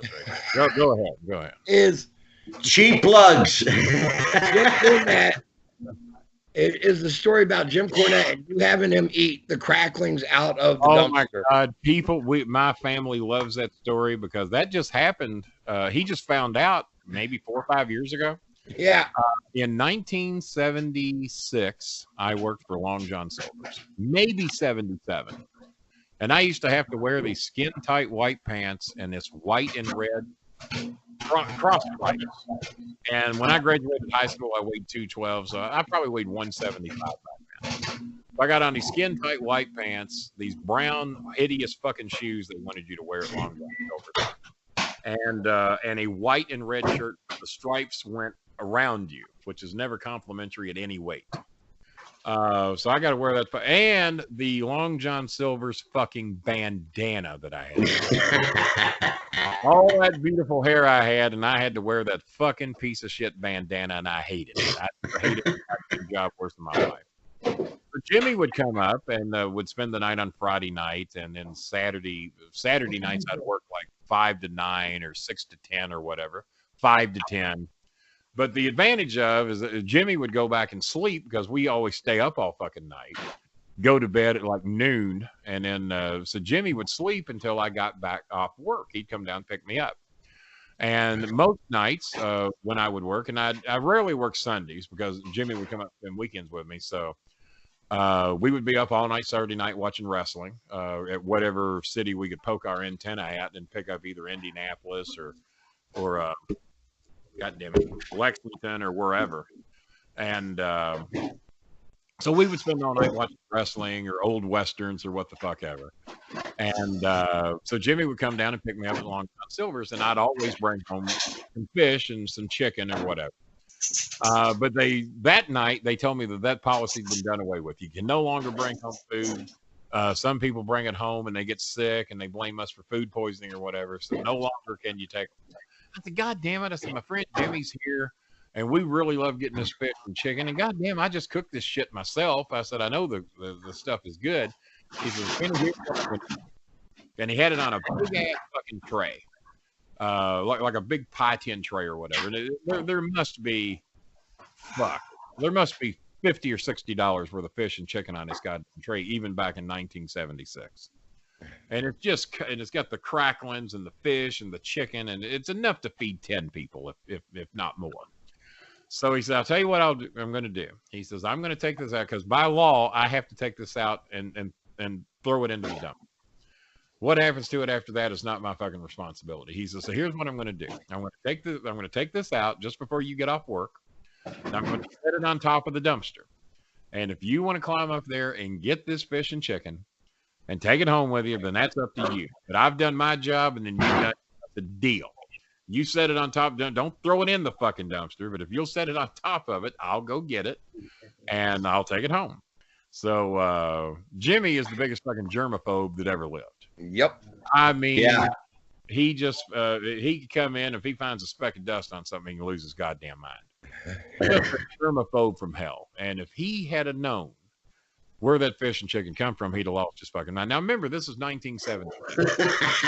Well, I climb up to the dumpster, and just as I'm coming down from the dumpster, here I stand with this big giant ass fucking tray of fish and chicken and cracklets. And Jimmy sees me standing there. He has no clue I was on top of that dumpster. So he pulls up and he says, hey, goddamn, looks like you got a shitload of fucking fish and chicken. Oh, look at that. You got all them cracklings. I love the cracklings. I said, I know you do. And he says, that's all ours? I said, well, we can put it in the back seat. So he opens he opens the Firebird. He had that blue Firebird then. So we slide the fucking fish and chicken in the back seat, prop it up where it won't fall out. And I got my hand on it to make sure if he hits his brakes or goes uphill, we don't lose it. So we get home, we pack all that goddamn fish and chicken upstairs, take it to my bedroom, and we let June and the kids come in. My sister, they come in and get some. My mom gets some. And there's still enough fucking fish left to feed 7 or 8 people. Me and Jimmy sit back there, and he's just going to town, man. He's eating fucking fish, eating chicken. He's eating them fucking cracklings like goddamn popcorn. I said, how is it? I said, the fish and chicken. I said, is that good? I said, you like it? Goddamn best I ever fucking had, man. It's still even fucking hot. I said, I know, it's good, isn't it?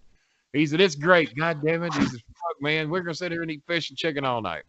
Well, I want you to know that I never told him that night where that fish and chicken came from. And in 2006 or 7, 40 years later, I'm sitting at Golden Corral, and for some reason, I tell Chris and Maya about what I did to him and that he actually ate fish and chicken and cracklings out of a dumpster. I said, if he did that, he would fucking die. So they said, oh, my God, you got to tell that, because back then I was doing podcasts with Jimmy about every – can you still hear me? Yeah. I thought my headphones came out there for a minute. I tell the story, and they said, next time you do a show with Cornette, you got to tell the story without him knowing what you're doing. And I said, you know, oh my God, that's a great fucking idea. I said, it's been 41 years. This seems to me to be a perfect time to tell the story. So the next time we do the whole show, and he's getting ready to wrap me up. We're getting ready to end the show. I said, no, Jimmy, no, we can't wrap the show up yet, because I need to ask you an important question. Well, what's that? I said, Jimmy, have you ever knowingly eaten food out of a dumpster? And he's hearing this, and he says, no, Kenny, I've never knowingly eaten food out of a dumpster. Why would you ask me such a thing? I said, well, if you remember back in 1976, if you remember that great big tray of fish and chicken and the cracklings, you remember how much you loved the cracklings? Oh, Kenny, I love the cracklings. I said, I know you do. I said, you remember that big tray? It was the biggest tray I ever brought home. You remember that? He says, yeah, Kenny, I do. I said, well, there's a little something you don't know about that fish and chicken. I said, and this is my hand to God. I said, I told the kids the other day, and the kid said I needed to come clean. He says, he says, what do you have to tell me? I said, well, they passed the rule back then that I could not take the fish and chicken home anymore. They couldn't hand it to me. But he said, sitting out in the dumpster, that I could bring it home. I said, well, I knew what a germaphobe you were, and I wasn't going to have you throw away all that fish and chicken when we got it home, so I couldn't tell you where that fish and chicken come from. But Jimmy, that fish and chicken and the cracklings that you really liked, and that you told me how great it was, that came from that dumpster that night. I crawled up and I pulled it out of the dumpster, and some of it was laying on bread sacks, and some of it was on watermelon rinds, and man, all that fish, and I put it all back on that tray. And now I want you to know you never knew the difference. You thought that was some of the best chicken and fish and cracklings that you never had in your life. And that just proves to you you're not really a germaphobe, is that it's a mental issue with you, because you ate food out of a dumpster and you didn't have a fucking problem with it. He says, well, the key of the goddamn matter is I didn't fucking know it came out of a goddamn I wouldn't eat that damn fish and the chicken and the goddamn cracklings. I'd have thrown it out. Oh, Jesus. So he said that he, as a shoot, he had to go to the bathroom and throw up and wash his mouth out with Listerine. 40 years later. 41 years later, because my God, he couldn't process the fact that he had eaten fucking fish out of a goddamn dumpster. Love the story. Oh, jeez. Thank you so much. Well, on that note, Jimmy Cornette, if you're watching tonight, you eat food out of dumpsters like a poor person. on that note, You bitch. that's a great segue. Yeah. To doing our sponsor spot. We want to tell everybody about our sponsor, Al Forno Restaurant and Pizzeria. At Well, how do I get in on that? Is some pizza being sent down my way? They got fish fries? wait a minute now. Hold up. When you come up here, Kenny, I'll take you there. All right. Yeah. Sounds fair. It's Al Forno Restaurant and Pizzeria, our friend Nunzio. And he's waiting for you at 1523 Holland Road in Suffolk, Virginia. The dish of the week is fettuccine Alfredo. My God, I want to go. That's the dish of the week. It's delicious. I hear, Made by real Italiano. I hear the real dish of the week is the little lady behind the counter. Is that true? Ah, That's Mrs. Nunzio. No. Mrs. Nunzio. Well, you don't want to mess with her. Anybody named Mrs. Nunzio, I ain't messing with. Yeah. And, and I'll tell everybody, Jeff is there religiously every Friday. Yes, sir. If you'd like to meet Jeff the Ref Robinson, you'll find him in the back booth, hiding under the menu. Is it all you can eat? You got an all you can eat deal or anything? I can make that.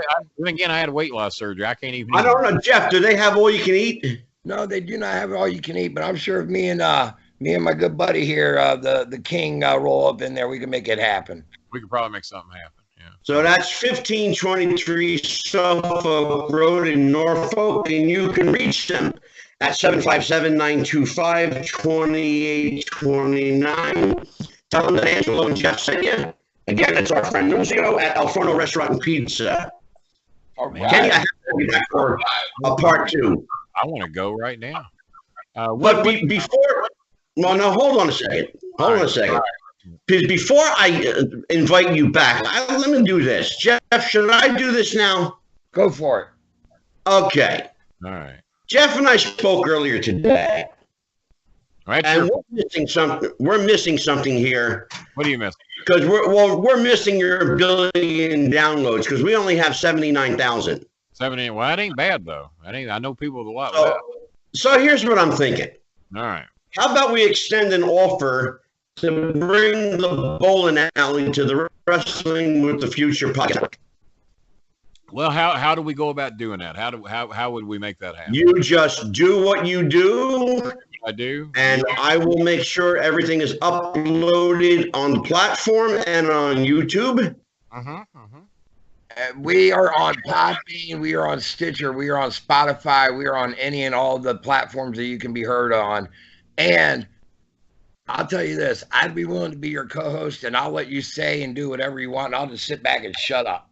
You do? No, that's not going to happen. You realize that's a lie. You realize Kenny, that's a lie. He will not shut up. I'm not going to shut up. He's got something to say. You do realize I have fired every co-host I've ever had. I have. None of them have survived. Well, wait a minute. You're in good company because he walked off the show last night. He walked off the show? What did he walk off the show for? I got a little fired up. That's all. Yeah, what'd you get fired up about? Over him saying something you didn't like? That's a good way to put it. Yeah. It was. I was bashing his beloved WWE. Well, he might not want to do a show with me. No. I'm willing. Here's the deal, Kenny. I said this. All right. I would love to be your co-host. I will let you do whatever you want, and I'll just sit back and ask you questions. And I know you like to do it live on YouTube.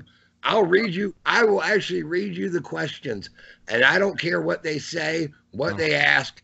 I'm not afraid to ask you. Well, if we can figure out how to do it live on YouTube to where we can have guests, because I want to have Anthony Scaramucci on real soon. Yes, I know Angelo knows who Anthony Scaramucci is. Sure. And he's really looking forward to doing my show again. We're looking forward to having him back on.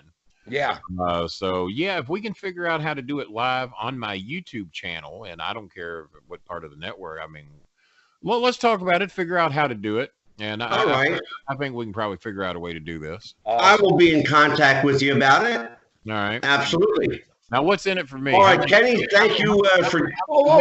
How many millions of dollars a month am I going to make off of this? About $1. $1? Yeah. A free pizza delivered from El Forno Pizza and Restaurant in Suffolk. By the time it gets how to make that happen. Jimmy used to order Rockabar pizzas in Evansville, and he would order them frozen and have them sent to his home. Rockabar makes some awesome pizza. He got real pissed off. When me and Russo had our first ever face-to-face meeting, we met at Rockabar Pizza in Evansville. Jimmy was he was pissed. Well, Kenny, thank you, my friend. Listen, I really want to say thank you. I really appreciate you being here. Well, and, I do a lot of Jeff lately, and people were asking me just the other day, when am I going to do one? I said, well, I'm doing DeCipio's podcast here probably any day now, and then I forgot it was today. So now, how do the people see this? Can you send me information in Messenger and when it will, Absolutely. how people can see it? Right on YouTube. Going to be on YouTube. Well, just send me the link, and when will it be up? It'll be up tomorrow. Be up tomorrow. Send me the link, and I'll promote it on Twitter and Facebook, and hopefully we can boost those downloads a little bit. And Absolutely. And if it don't draw shit, I blame Jeff. Oh, There you go. now. You got to be like any wrestling promoter. If the crowd don't draw, you have to blame somebody. Yeah, that's right. Blame the talent. Blame the ref. All right. Well, Jeff, go ahead and promote Vanguard. We got VCW coming up on February the 1st. We are going to be at the Masonic Temple in Norfolk, Virginia with we got a fatal four-way with Billy Gunn, Gangrel, Brandon Scott, and Gangrel's a dear friend of mine. Tell him Kenny Bolin said hi. He's eaten with me in my living room before. I would be more than happy to tell you. Gangrel's a class act and a good guy. Make sure to tell him I said hi. Billy Gunn's a pretty good guy. And we got Brandon Scott and Ken Dixon. You may actually know Kenny Dixon. He's been down there around your way doing indies a few times. So, the name doesn't ring a bell, but my son might know who he is. Yeah, I would love. Actually, the next time we have y'all promoting shows in Norfolk, my dad's hometown. It just seems weird to hear down at the Norfolk Scope or here in Norfolk. It just seems weird to even hear that. I'll tell you what. I would love to have Chris come on sometime as well, because I know that he does currently watch current wrestling. He watches more than I do. And as a matter of fact, Rene Dupree is talking to him about coming to Japan and getting trained over there. And Chris is really into this. He's wanting to do it. Good. He's going to do the shows in Canada with me, and he also Good. The Philippine shows as well. That's fantastic. Yeah, the good. Hell, these will be the first shows I've ever done out of the country. I'm 59, and Chris getting a chance to do it at age 33, so that ain't too bad. Hey, well, we're going to say goodbye to everybody. Yeah, I was going to say, make sure to tell the lovely Jenny we said hello. I will be talking to her in a matter of minutes on her break, and then I'll talk to her again once she gets home. I'll let her know that she was a featured topic on the show tonight, and yes, sir. Seeing it, and we'll give her the time cues of when she was on, but she normally watches the whole show anytime I'm on one. So awesome. Well, you can find us before we say goodbye. You can find us on iHeartRadio, iTunes, Stitcher, Spotify, Google Play, Podbean, YouTube, Carrier Pigeon, and Antennas on Mars. All right, let's also look into this. If the bowling alley is going to be coming on here, we got to look into what's causing that audio issue. No kidding. We got to back off a little bit. I saw you cringing. I saw you cringing over there. We need. Yeah. Yep. And both of you are heavy smokers. I want a cancer-free fucking show here when I do these shows. I will back off my microphone. I will promise you, as your co-host, I will go the whole show without having a single cigarette, and that way you can help my health. Damn, that's I've seen how many you've sucked down tonight. I don't know if you can do that or not, but we'll see. For you, King, I could try to do it. All right. I want to point out to everybody that Jeff is groveling for a job because he thinks he's going to step up from my podcast and be somebody special. Well, guess what, buddy boy? It ain't gonna happen. It ain't gonna happen. Well, listen. It sounds like he's pulling that AEW shit where he's just gonna just shoot down and try and get a better contract. Is what he's doing. He's trying to leverage for. Yeah, he's trying to leverage for position here. All right. Well, we gotta say goodnight. What's the name of the sponsor again? What's the name of the company? Alforno's. All I know, if I get some Alforno's pizza, that would certainly help motivate me. I mean, if they figure out a way to we'll figure out a way to get it to you. Figure out a way to do it, or we might need Angelo to do what he's done for me in the past and maybe forward me one of those Olive Garden gift cards. There you go. Yeah, damn, that's a motivating factor. The family. Well, I'll tell you what. Tell me. You don't even want to know what I had to go through to get Baby Doll on the show. I know. I'm Chris with her on Facebook. I chat with her every now and then. She's a tough negotiator, boy. Is she really? Oh my God! You kidding me? Please, I'll tell you off camera. She's probably eating my Olive Garden. God damn her. Shit. Well, we are at the end of another episode. Kenny, once again, thanks for joining us. Jeff the Rep will see you at the matches. So happy wrestling, everybody. We'll see you next week. Goodbye. Bye, everyone.